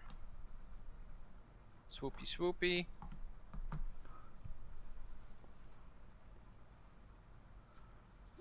Boo. Okay. Boo. That die's way too young. Yeah, and then I think we just go filigree plus skiff plus this, so that this can Yeah. crew next turn. Yeah, I like it. Okay, we got our sources. We got our module. Maybe we shouldn't have gone module into turtle there. Module Get a into 1/1 on turtle. the turtle. Just to get another wanna- energy, perhaps? What is it doing? What is this module doing again? Nothing? It's nothing. Yeah, it's doing nothing. No, it returns 3 creatures to hand. That's value.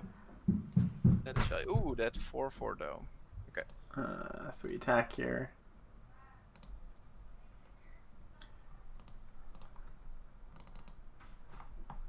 It's being a massive trap. Yeah, I think I actually like. I don't know. Module can do cool stuff, but I think it's like actually not a good card. Like I know Ethan and Ben are high on it, but I actually don't think it's actually a very good card. Ooh, I say that and I immediately draw the card that's insane with it. all right, put me in my place here.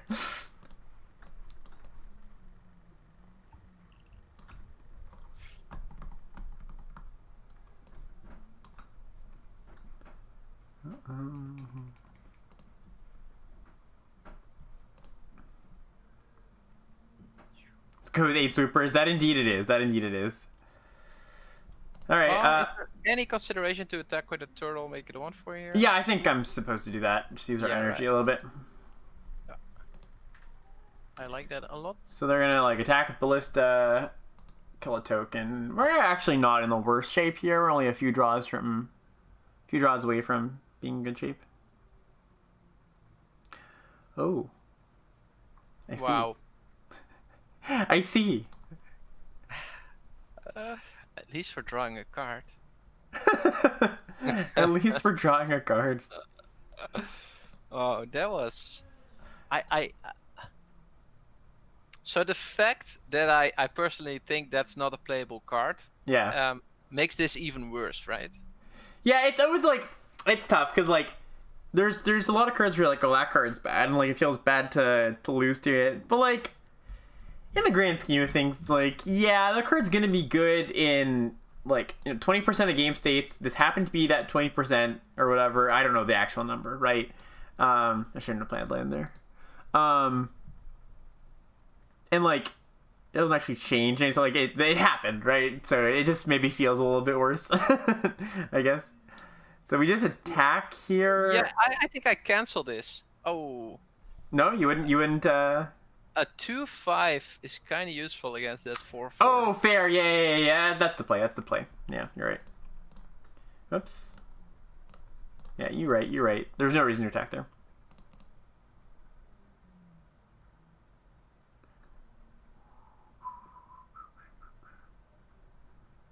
Okay, All right. put the mountain away.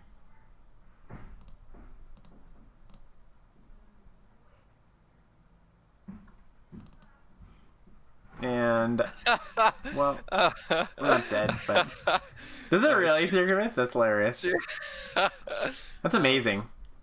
That is amazing. I mean, I can imagine that people are putting like that is the exact card people are putting in their deck like way more often than they should probably. Right? So that probably ties into it. But at the same time,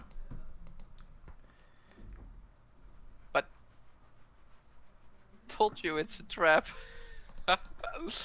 Oh yeah, Alex, this is. There's not much that we can draw here. Like when I imagined myself this duo draft with you, I was imagining us like trophying back to back to back. Well, we got roped into drafting a Drill deck is the thing. All right.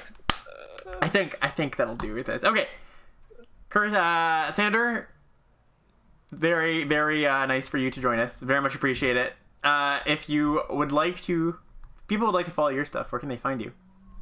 Yeah. So first of all, it was my honor, Alex. I really enjoyed the past 3 hours. So if people want to follow me, I'm talking Magic on Twitter quite a lot. So make sure to follow my Twitter. It's at @SLKirstens, and SLKirstens is also my Twitch TV handle. So if you liked hearing me talk about the game, I'm streaming from time to time on that as well. So yeah. Sweet, awesome. Thanks a lot, Alex. Really appreciate it. Yeah, and, thank you so much. I think I'll probably chat. I think I'll probably be back later tonight, maybe evening for either MTGO Chaos Draft or some Cube or something. But for now, we'll say sayonara, and we'll see you tomorrow if you are not going to join us for tonight. But yeah, thank you so much again. Really appreciate it. Gonna send you over to Ethan, and yeah. Oh yeah. Do a quick thing in there. It's basically this on both Twitter and Twitch. All right, everybody. Also on Gmail and whatever. Yeah. See you, peeps. All the places. All right, everybody. See you around, and yeah, peace out, everybody.